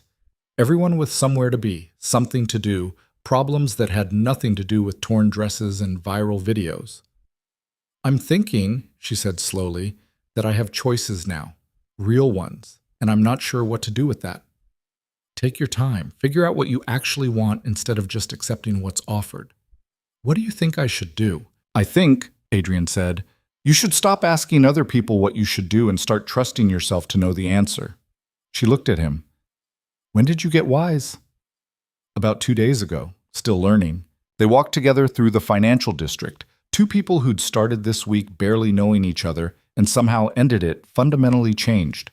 The crisis wasn't over. There would be more conversations, more consequences, more moments where Naomi would have to decide who she was and what she was willing to accept. But for now, she had something she hadn't had before. Options, agency, and someone walking beside her instead of ahead of or behind her. They ended up at a small coffee shop in Brooklyn, far from the financial district and the people who knew their faces. Naomi ordered something complicated with oat milk. Adrian got black coffee and looked mildly horrified when she added 2 sugars to hers. What? She said, catching his expression. Nothing. I just didn't know you put sugar in coffee. There's a lot you don't know about me. I'm realizing that. They sat by the window watching the neighborhood wake up. A woman walked past with 2 dogs tangled in their leashes. A delivery truck blocked traffic while the driver argued with someone on his phone. Normal chaos. Regular life. I need to tell you something, Naomi said. Adrian set down his cup. That sounds ominous. It's not. Maybe. I don't know. She traced the rim of her cup with one finger, not looking at him. When I married you, I told myself it was practical. A good arrangement. 2 people who understood what they were getting into. And now? Now I don't think I believed that even then. I think I was lying to myself because admitting the truth felt too dangerous. What truth? She made herself look at him. That I was already falling for you. That I said yes because somewhere under all that control and distance, I saw someone who understood what it felt like to never quite fit. Someone who was tired of performing all the time. Someone who might actually see me instead of just what I could do for them. Adrian's expression shifted, something vulnerable breaking through. Naomi, I'm not done. She took a breath. These past 2 days have been awful, humiliating, exhausting. But they've also been the most honest days of our marriage.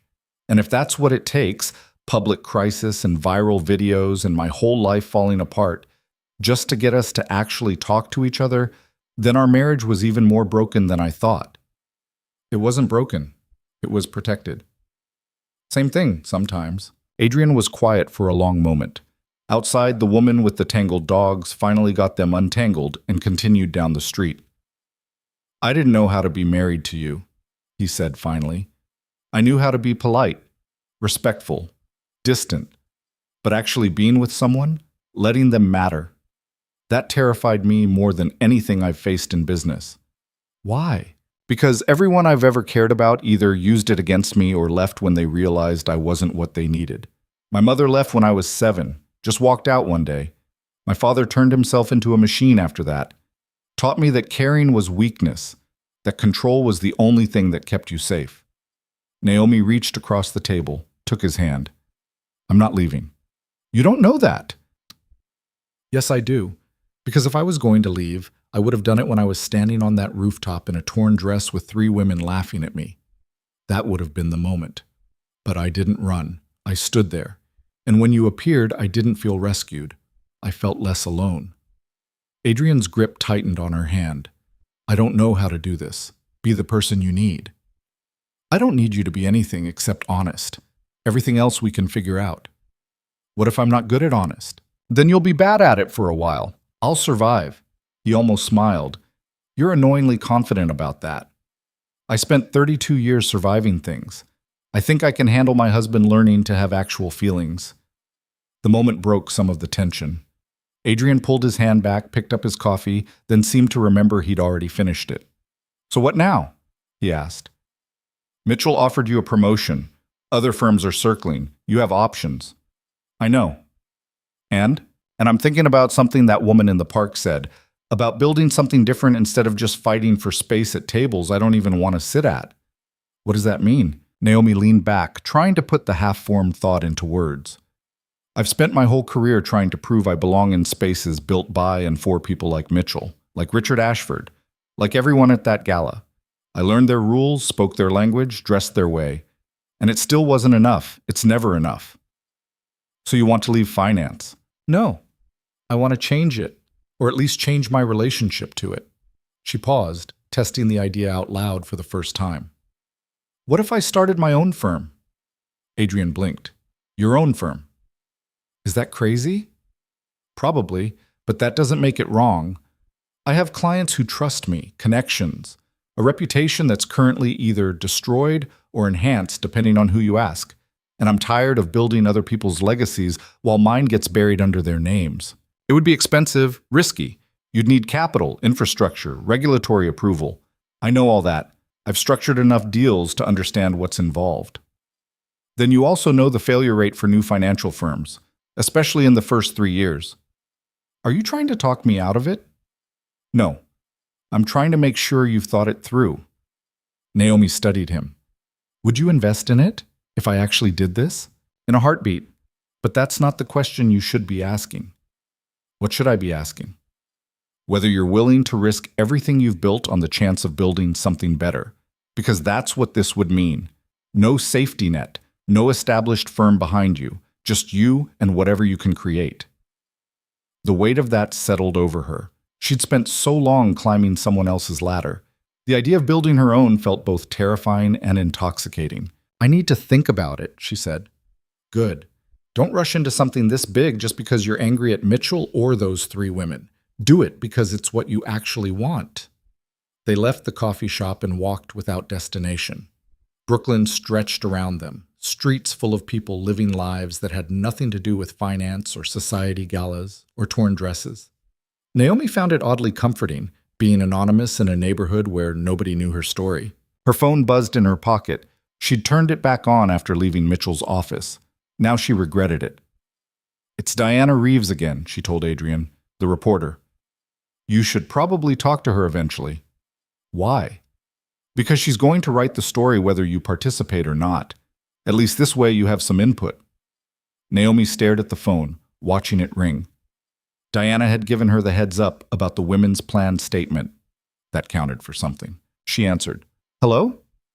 Ms. Vale. Thank you for picking up. I know you're probably drowning in interview requests. Something like that. I'll keep this brief. I'm writing a piece about what happened at the gala and the larger pattern it represents. I'd like to include your perspective beyond what you posted online. Why should I trust you? Diana was quiet for a moment. Honestly? You shouldn't. I'm a reporter. I have a job to do and a story to tell. But I'll also tell you that I've covered finance for 15 years. I've seen what happens to women who speak up. Usually they get buried. You didn't get buried. That's worth examining. What do you want to know? Can we meet? Face to face, on the record, but you can review quotes before publication. Naomi looked at Adrian. He nodded slightly. Fine, she said, but somewhere neutral. Not my office, not your office. There's a wine bar in the West Village, Marcel's. Do you know it? I'll find it. When? Tomorrow, 6 o'clock? I'll be there. She hung up. Adrian raised an eyebrow.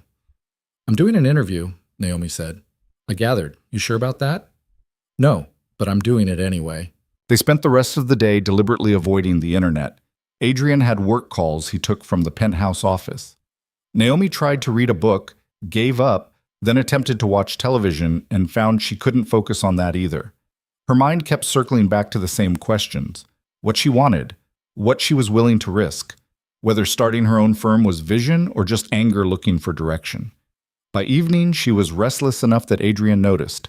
"You need to do something," he said, finding her pacing the living room for the third time in an hour. "I am doing something. I'm thinking." "You're spiraling. There's a difference." "I don't spiral." "You're doing it right now." Naomi stopped pacing, turned to face him. "Fine, what do you suggest?" "Get out of your head. Do something physical. Go to the gym, go for a run, I don't care. But stop thinking for a few hours." "I can't just stop thinking." "You can try." She went to the gym in their building, spent an hour on the treadmill running until her legs burned and her lungs ached. It helped, slightly. At least her body was tired even if her mind wouldn't quit. When she got back to the penthouse, Adrian had ordered dinner from that Italian place she liked. The gesture was small, but it mattered. 6 months of marriage, and he'd been paying attention to things she thought he didn't notice. They ate in comfortable silence. Then Adrian's phone rang. He glanced at the screen, frowned. "Richard Ashford again?" Naomi asked. "No, Victoria Morrison." "Don't answer it." "I should. She's been calling all day. Eventually she'll give up or I'll have to deal with it. Might as well be now." He answered on speaker. "Victoria." "Adrian, thank you for taking my call." Her voice was different from the rooftop, smaller, less certain. "I wanted to apologize for what happened at the gala, for what I said, for everything." "You're apologizing to the wrong person." "I know, but Naomi won't answer my calls." "Can you blame her?" Silence on the other end, then, "No, I can't. But I need her to understand that I'm sorry. That I was drunk and stupid and I let Jacqueline and Caroline push me into something I knew was wrong." "You grabbed her dress," Adrian said flatly. "That wasn't Jacqueline or Caroline. That was you." I know. And I've lost everything because of it. My position, my reputation, my... Victoria, I'm going to stop you right there. You didn't lose everything because you grabbed Naomi's dress. You lost everything because you got caught. If that security footage didn't exist, you'd still be telling people she provoked you. Don't pretend this is about remorse. That's not fair." "Fair?" Adrian's voice went cold. "You want to talk about fair? My wife stood on a rooftop while you humiliated her and filmed it. That's what's not fair. You losing a job is consequence, not tragedy. Please, just let me talk to her. Let me apologize directly." Adrian looked at Naomi. She shook her head. "She doesn't want to talk to you," Adrian said. "And I don't blame her. Don't call again." He hung up. Victoria tried calling back immediately.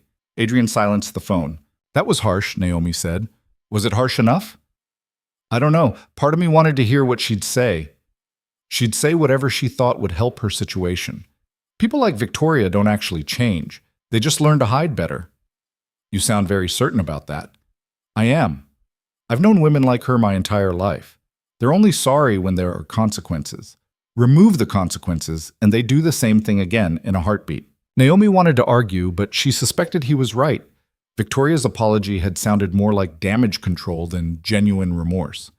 Her own phone buzzed. Another unknown number. She almost didn't answer, but something made her pick up. "Hello?" "Naomi Vale." A man's voice, crisp and professional. "Who's asking?" "My name is David Chen. I'm a partner at Westfield Capital. I was wondering if you might have time this week for a conversation about opportunities at our firm." Another offer. Naomi had stopped counting how many had come in. "I appreciate the interest," she said carefully, "but I'm not currently looking to change firms." "I understand, but perhaps you'd consider starting your own, with Westfield as your primary backer." That got her attention. "You want to back me starting a competing firm?"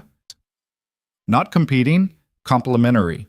We focus on traditional investment. You could focus on the clients and sectors we don't typically serve. Women-led businesses, minority-owned firms, the ventures that mainstream finance overlooks." "Why would you want to do that?" "Because there's money being left on the table. Because the traditional model is failing to capture significant market share. And because after watching what happened this week, I think you're exactly the kind of person who could build something different. You don't even know me. I know your work. I know your reputation. And I know you've got the attention of people who matter right now. That's valuable. The question is whether you're interested in leveraging it. Naomi's mind raced. This was more concrete than her half-formed idea over coffee. Actual backing, actual infrastructure, a real path forward. Can I think about it? She asked. Of course, take a week, but Naomi, don't wait too long. Opportunities like this have expiration dates. He gave her his direct number and hung up. Adrian was watching her with an unreadable expression. That sounded interesting. David Chen from Westfield Capital wants to back me starting my own firm. Westfield, they're legitimate, well-funded. Chen has a good reputation. So it's not a crazy idea. It's still crazy, but it's crazy with institutional support. That's different. Naomi set her phone down, suddenly overwhelmed. This is all happening too fast. 2 days ago, I was just trying to survive a party. Now I'm getting offers to start my own firm, and reporters want interviews, and I don't know how to process any of it. Then don't. Not tonight. Adrian stood, held out his hand. Come here. Why? Because you need to stop thinking again, and I have a better idea than the gym. She let him pull her up, lead her to the bedroom. Not for sex, just to lie down together in the dark and exist without decisions or consequences, or the world demanding things from them. Tell me something, Naomi said quietly. Something true that you've never told anyone. Adrian was silent for so long she thought he wouldn't answer. Then, I'm scared of becoming my father. He built an empire but died alone because he'd pushed everyone away. I look at how I've lived my life and I see the same pattern. Control instead of connection. Distance instead of intimacy. Work instead of anything real. You're not him. How do you know? Because you're lying here with me instead of working through the night. Because you let yourself care enough to be hurt. That's not your father. Maybe. Or maybe I'm just better at hiding it. Adrian Vale, are you fishing for compliments? Maybe. Is it working? She laughed despite everything. A little. They fell asleep tangled together, the city lights painting patterns on the ceiling.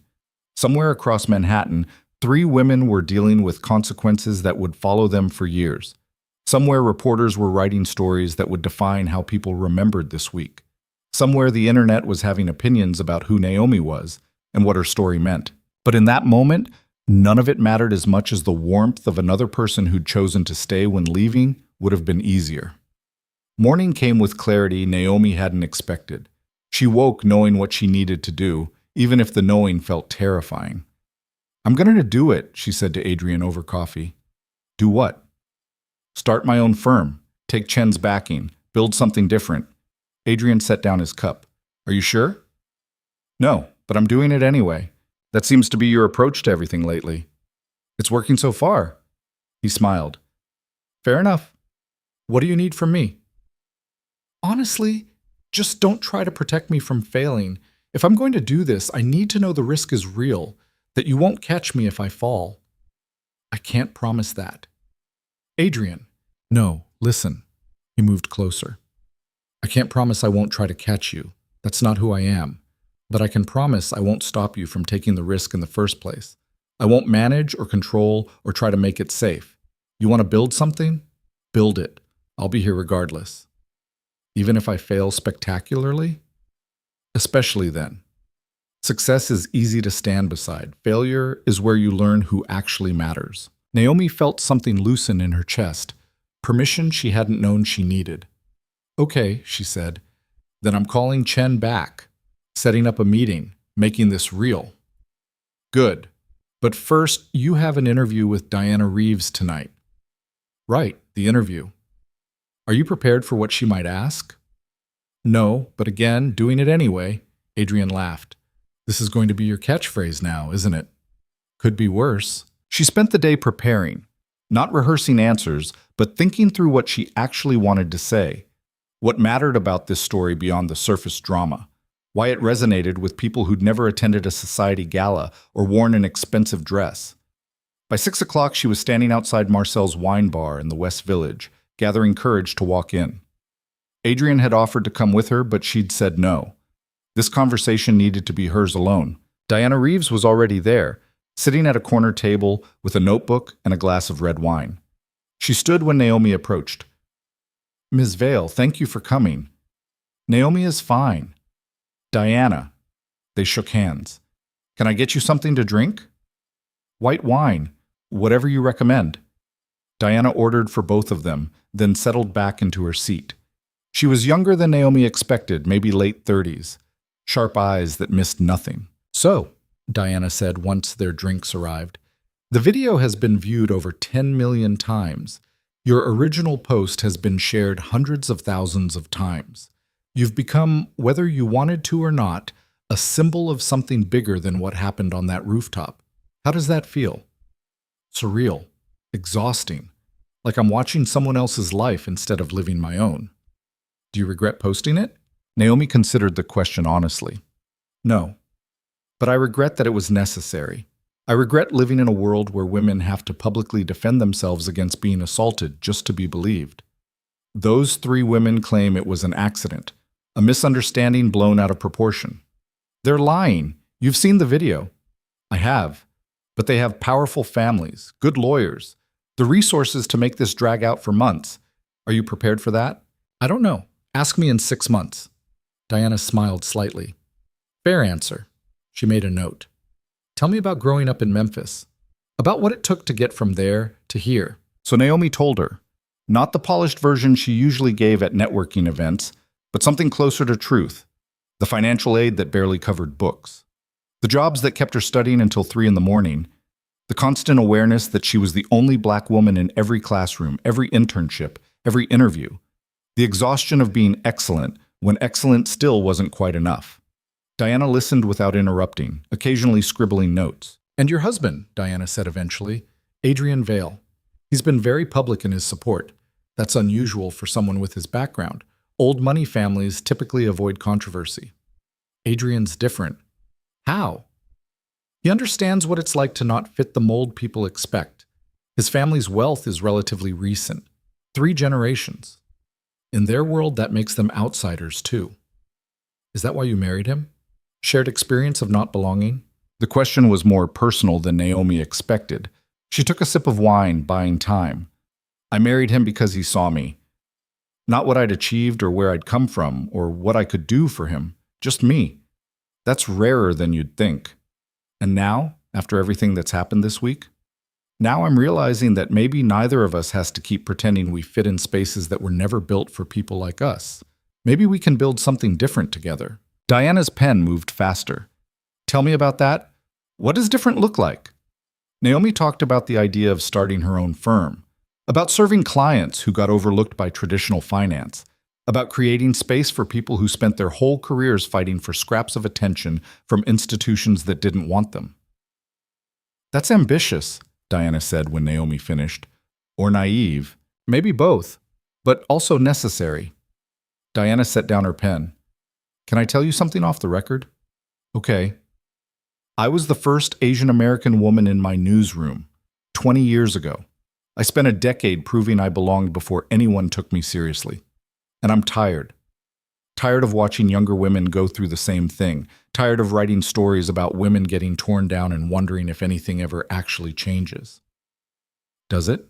"Sometimes, slowly, usually only after someone forces the change instead of waiting for it." Diana picked up her pen again. "Which is why I think your story matters. Not because of the dress or the drama or even those 3 women, but because you're choosing to fight instead of disappear. That gives other people permission to do the same. That's a lot of weight to put on one person. Welcome to being visible. It's not comfortable, but it's powerful if you use it right." They talked for another hour. Diana asked smart questions that made Naomi think harder about her own motivations. Why she'd stayed silent for so long. Why she'd finally spoken up. What she hoped would come from all this attention. When they finally left the wine bar, Naomi felt wrung out but oddly lighter. Like speaking her truth to someone whose job was listening had somehow made it more real. Adrian was waiting when she got home. He looked up from his laptop when she walked in. "How did it go?" "Good, I think. Diana's sharp. She asked things I hadn't considered." "Like what?" "Like whether I'm ready to be a public figure instead of just someone who works in finance. whether I actually want that kind of visibility. And I don't know. But I'm learning that sometimes you don't get to choose. Sometimes visibility chooses you, and your only option is how you handle it. Adrian closed his laptop. David Chen called me this afternoon. Why would he call you? Professional courtesy. Wanted to make sure I was supportive of his offer to back your firm. What did you tell him? That it's your decision, that I'll support whatever you choose, and that if he tries to undermine you or take advantage in any way, I'll make it my personal mission to ensure Westfield regrets it. Despite everything, Naomi smiled. Very romantic.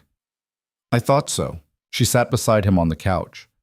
I'm going to meet with him, see what the actual offer looks like beyond the initial conversation. When? Tomorrow. He wants to move fast. Everyone wants to move fast when there's publicity attached. Make sure you're moving at your speed, not his. I will. She leaned against him. Thank you. For what? For letting me figure this out myself. For not trying to make decisions for me or protect me from risk. For just being here. You keep thanking me for doing the bare minimum of being a decent partner. Maybe that says something about my expectations. Or about how bad things were before. They sat in comfortable silence. Outside, Manhattan continued its endless movement. Inside, two people who'd spent 6 months avoiding intimacy were slowly learning how to actually be married. Naomi? Yeah? I love you. The words landed like stones in water, simple, direct, completely unexpected. She turned to look at him. Say that again. I love you. I probably have for months. I was just too controlled to admit it. Adrian, you don't have to say it back. I just needed you to know. Before everything gets complicated with the firm and the publicity and whatever comes next. I needed you to know that this isn't strategy or arrangement or protection. It's love. Messy and inconvenient and real. Naomi felt tears threatening. You're terrible at timing. I know. We're in the middle of a crisis. I'm about to start a company. Everything is chaos. I know that too. And you chose now to tell me you love me. Is there ever a good time? She kissed him, long and deep and full of 6 months of careful distance finally breaking apart. When they pulled back, both were breathing harder. I love you too, she said, even though you're controlling and distant and terrible at talking about feelings. That's fair, and I'm scared of what happens next. Of failing, of not being enough for this version of my life you're asking me to build. You're already enough. That's what I've been trying to tell you. They stayed up late talking about things they'd avoided for months. His childhood and her family. His fear of becoming his father and her fear of never escaping her past. The ways they'd both used control and achievement as armor against ever having to be vulnerable. By the time they finally went to bed, something fundamental had shifted between them. Not fixed, not perfect, but honest in a way it hadn't been before. And somewhere across the city, consequences were still unfolding for 3 women who'd made the mistake of underestimating who they were targeting. But that felt distant now, secondary to the harder work of building something real with another person who'd finally stopped hiding. The meeting with David Chen happened in a glass conference room overlooking the Hudson River. Naomi arrived 15 minutes early, watched boats cutting through gray water while her stomach twisted itself into knots. This was real now, not just an idea over coffee or a half-formed plan, but an actual decision that would reshape her entire life. Chen arrived exactly on time, carrying a leather portfolio and the kind of calm confidence that came from 20 years of making billion-dollar decisions. He was mid-50s, gray at the temples, wearing a suit that probably cost more than most people's monthly rent. Naomi, thanks for coming. He shook her hand firmly. I'll get right to it because I know your time is valuable. Westfield wants to back you with initial capital of $50 million. You'd have full autonomy over investment decisions, firm structure, hiring. We'd take a 30% stake and a seat on your advisory board, but day-to-day operations would be entirely yours. Naomi blinked. She'd expected an offer, but not one this substantial. That's generous, she managed. It's strategic. You've got momentum right now, name recognition, a story people care about. More importantly, you've got a track record of returns that speak for themselves. The publicity is noise. The numbers are what matter. And if the publicity turns negative, If people decide I'm more trouble than I'm worth, Chen smiled slightly. Then we weather it. I'm not investing in your publicity. I'm investing in your ability to identify undervalued opportunities and turn them into profit. The rest is just noise. He opened his portfolio, slid a document across the table. Terms are outlined here. Take it to a lawyer. Take your time reviewing it. But Naomi, don't take too long. Other firms are circling. I'd rather we do this together, but I understand if you need to explore all options. She took the document, scanned the first page. The numbers were real. The terms were better than she'd expected. This was actually happening. I'll need a few days, she said. Of course, call me when you're ready. They talked for another 30 minutes about logistics, office space, hiring timeline, the sectors she'd focus on. Chen asked smart questions about her vision, listened more than he spoke. By the time Naomi left, her head was spinning with possibilities and terror in equal measure. Adrian was waiting in the car outside. He looked up from his phone when she slid into the back seat. Well, 50 million, 30% stake, full autonomy. He whistled low. That's a serious offer. Too serious. What if I can't deliver? What if everyone who's supporting me right now disappears the moment the publicity dies down? Then you build anyway, with whoever stays. You make it sound simple. It's not simple, but it's doable. You've done harder things. She looked at him. Have I? You survived Memphis to Wall Street. You survived that rooftop. You survived 6 months married to someone emotionally unavailable who kept you at arm's length. This is just the next hard thing. When did you become optimistic? When I realized pessimism was just another form of control. Another way to protect myself from caring too much.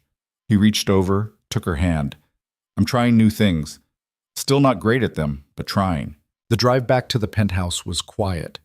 Naomi watched Manhattan slide past, this city that had chewed up and spit out so many people with dreams like hers. The difference was she wasn't just dreaming anymore. She had an actual offer, actual capital, actual belief from someone whose opinion carried weight.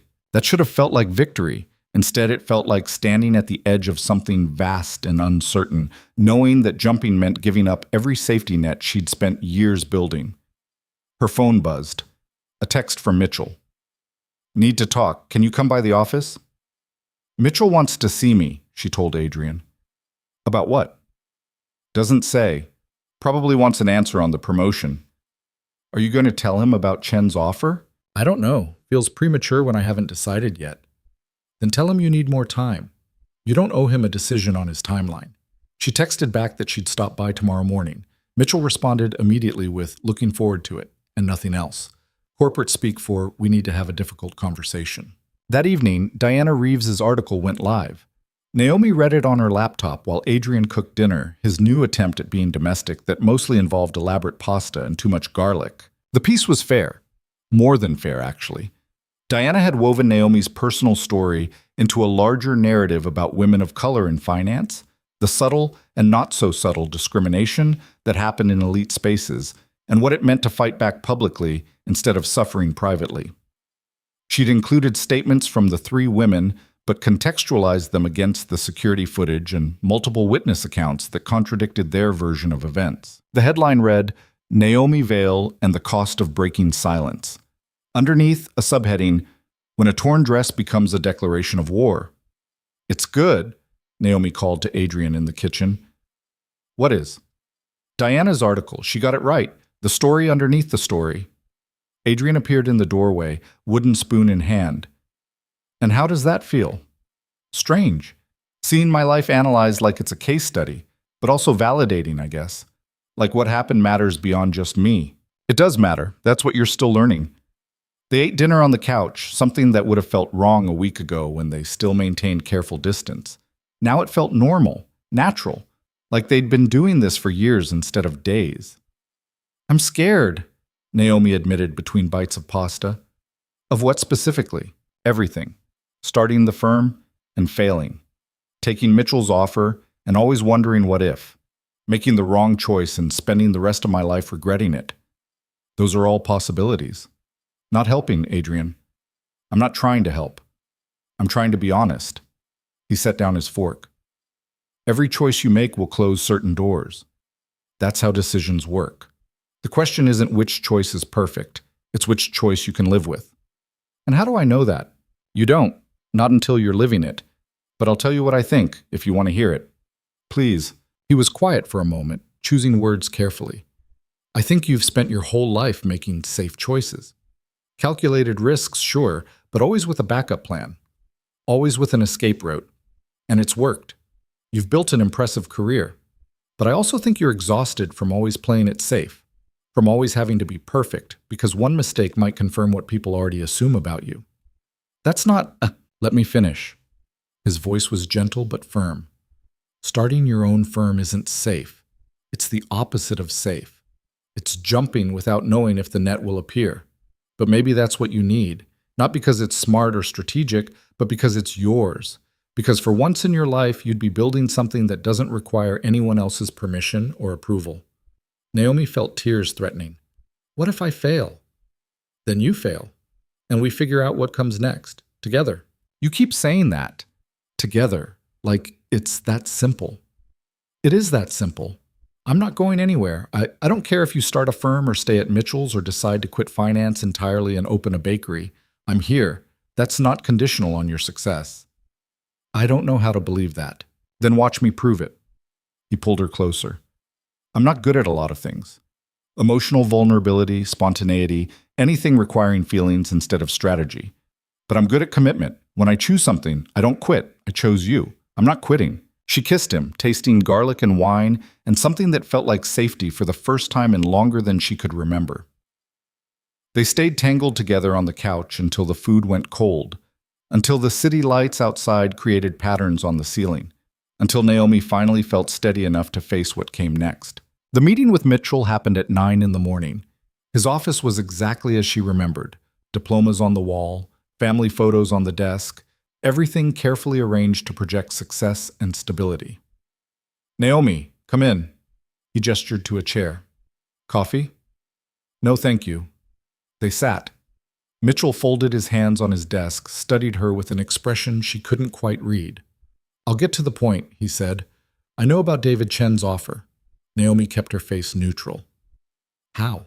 This is a small industry. Word travels, especially when it involves $50 million and one of my senior partners. I haven't accepted anything. But you're considering it. I'm considering all my options, which includes the promotion you offered. Mitchell nodded slowly.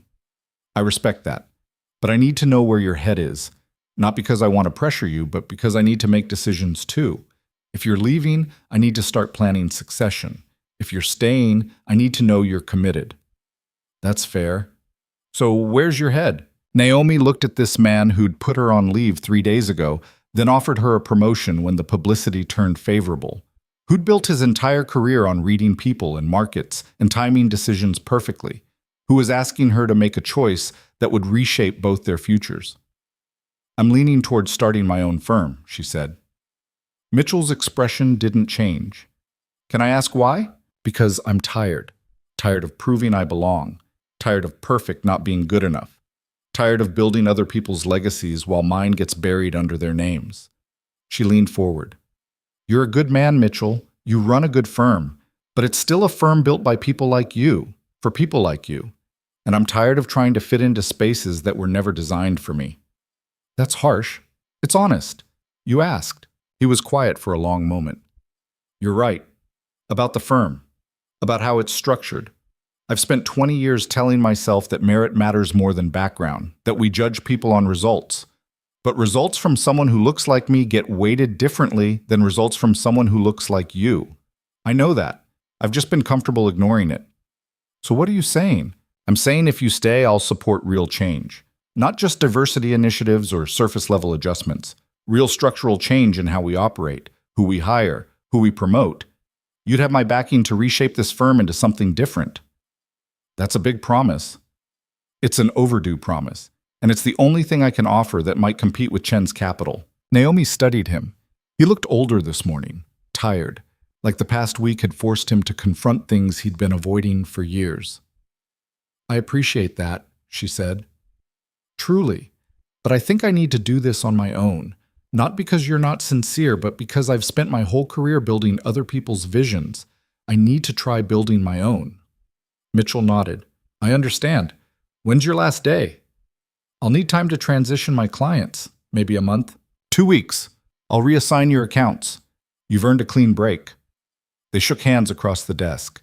It felt final in a way that made Naomi's chest tight. This firm had been her home for 6 years, the place where she'd proved herself, built her reputation, learned how to navigate elite finance. Leaving felt like closing a chapter she'd spent her whole life trying to write. For what it's worth, Mitchell said as she reached the door, I think you're making the right choice. You're too big for this place. You always were. She left his office feeling lighter and terrified in equal measure, called Adrian from the elevator. I told Mitchell I'm leaving. How did he take it? Better than expected. He offered to support real change if I stayed, but I told him no. I'm doing this. You sound scared. I am scared, but I'm doing it anyway. That's becoming your signature move. Could be worse. She called David Chen next. He answered on the second ring. Naomi, have you made a decision? I'm in. Let's build something. Excellent. I'll have our lawyers draw up the final documents. We can sign by end of week, start building infrastructure immediately. That fast? That fast. Welcome to entrepreneurship. Everything happens faster when you're spending your own capital. They talked logistics for 20 minutes. Office location, initial hires, regulatory filings. All the boring infrastructure that would turn an idea into an actual functioning business. By the time Naomi hung up, her hands were shaking. She'd done it. Actually done it. Quit her job. Accepted venture backing. Committed to building something from nothing. The safety net was gone. There was only forward now. The next 2 weeks blurred together. Transitioning clients, saying goodbye to colleagues, fielding calls from reporters who wanted follow-up interviews about the gala incident that had already started to fade from the news cycle. Naomi worked 16-hour days, came home exhausted, fell asleep with Adrian reading paperwork beside her. Diana Reeves' article had done exactly what Diana predicted, opened space for other women to share their stories. Naomi's inbox filled with messages from women in finance, women in law, women in every elite profession where being excellent still wasn't quite enough. Some just wanted to say thank you. Others wanted advice. A few wanted to join whatever she was building. She saved those emails, started building a list of potential hires. The firm would be called Vale Capital. Simple, direct, impossible to mispronounce. Adrian had offered his name without hesitation when she'd asked if she could use it. It's yours, he'd said. Everything I have is yours. They'd started looking at office space in Midtown. Nothing too flashy, but professional enough to signal legitimacy. A conference room with views. Individual offices for senior staff. Open workspace for younger analysts. Kitchen area because Naomi had learned that people did better work when they weren't hungry. 3 weeks after this gala, Naomi walked out of Mitchell's office for the last time. Her assistant Marcus had organized a small goodbye gathering. Cake, champagne, the awkward speeches that happen when someone left on good terms, but everyone knew it was because they'd outgrown the place. You're going to do amazing things, Marcus told her privately. And when you're hiring, call me. I want to be part of whatever you're building. You mean that? I watched you handle the worst week of your professional life with more grace than most people show on their best day. Yeah, I mean it. Naomi hugged him, surprised by how much the gesture meant. She'd been so focused on the big decisions that she'd forgotten about the smaller relationships that made work bearable. Adrian picked her up outside the building at 5 o'clock. She slid into the car, suddenly aware that this was it. No more safety net, no more institutional backing, just her and whatever she could build. How do you feel? Adrian asked. Terrified. Good. Fear keeps you sharp. Is that what you tell yourself? Every day. They drove to the new office space in Midtown. Construction crews were still working on the interior, but the bones were there. Glass walls, natural light, enough space for 20 employees initially, with room to grow. Naomi stood in what would become her office, looking out at the Manhattan skyline. This view had cost extra, but Chen had approved it without hesitation. Said it mattered that she wake up every day seeing what she'd built instead of being buried in interior space. This is real, she said quietly. Adrian came to stand beside her. It is. What if I can't do it? What if I'm just another person who thought they could disrupt an industry and ended up becoming exactly what they tried to change? Then you'll learn and adjust. That's what good leaders do.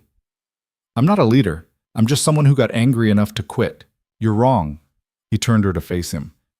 You're someone who got brave enough to build. There's a difference. Anger burns out. Building sustains. She wanted to argue, but he was right. The anger from that rooftop had faded into something more focused, more intentional.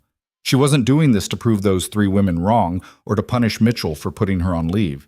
She was doing this because she'd finally glimpsed what might be possible if she stopped asking permission and started creating space. Her phone buzzed.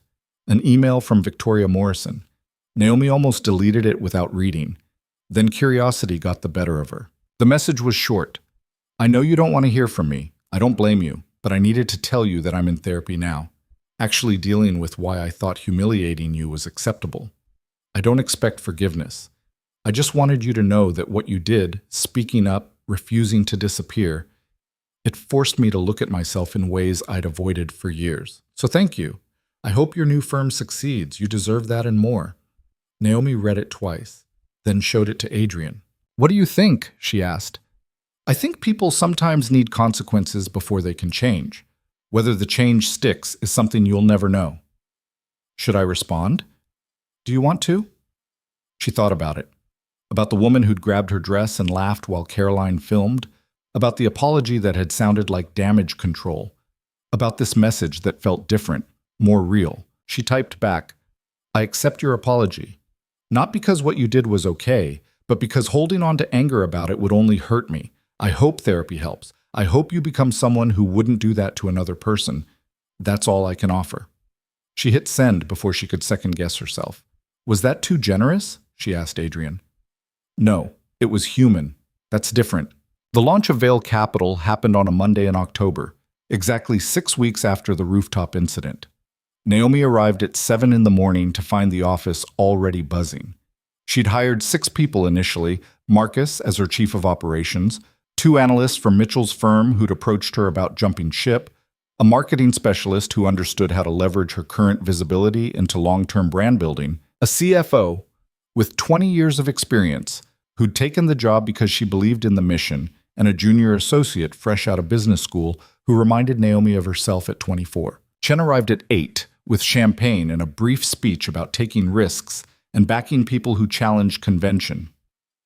A few reporters showed up, including Diana Reeves, but mostly it was just the team, standing in their new office with its unfinished walls and empty desks, and the possibility of everything they might build together.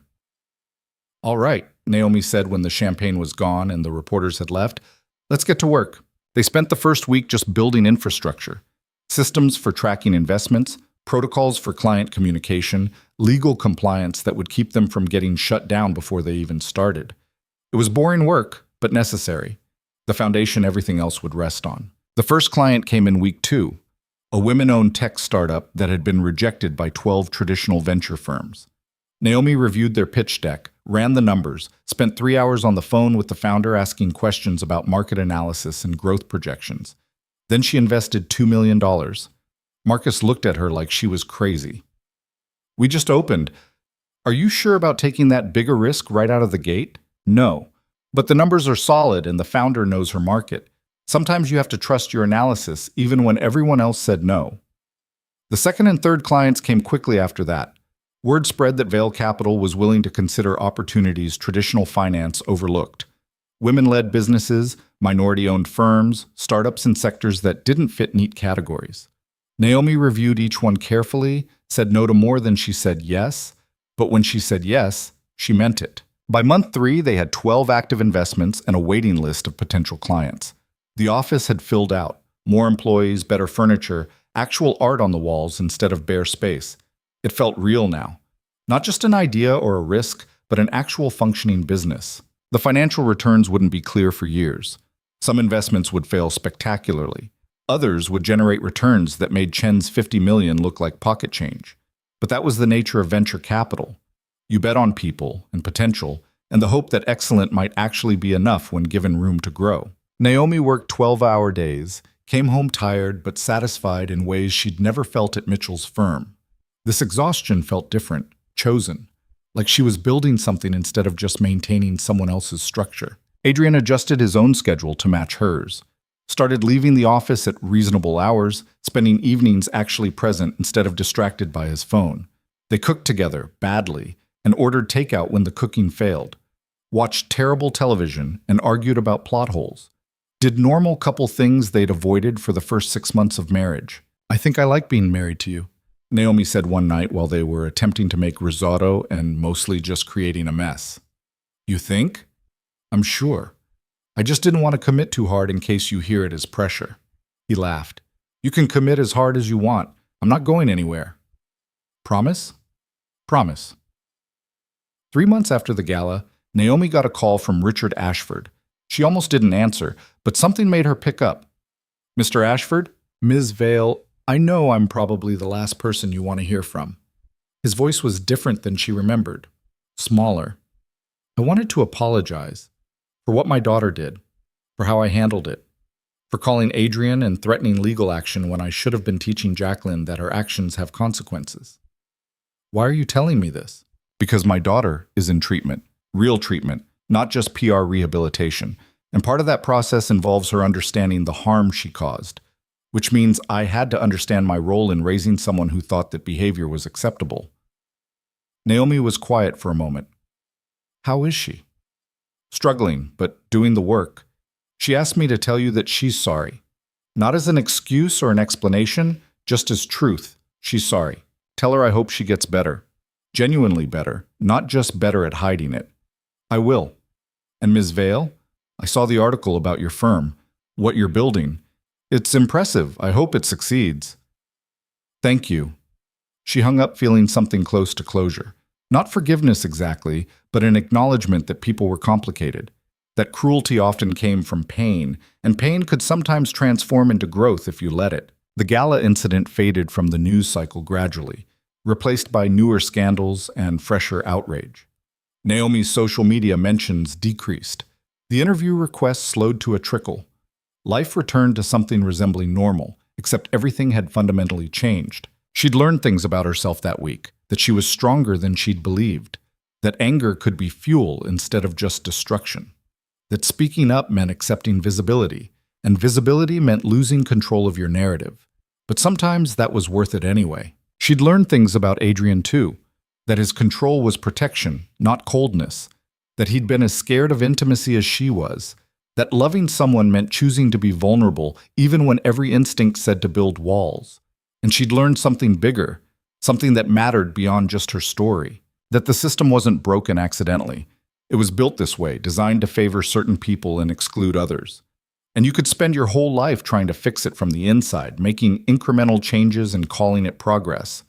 Or you could build something different, create alternatives that didn't require fighting for space at tables you never wanted to sit at in the first place. 6 months after the gala, Vale Capital closed its first major exit.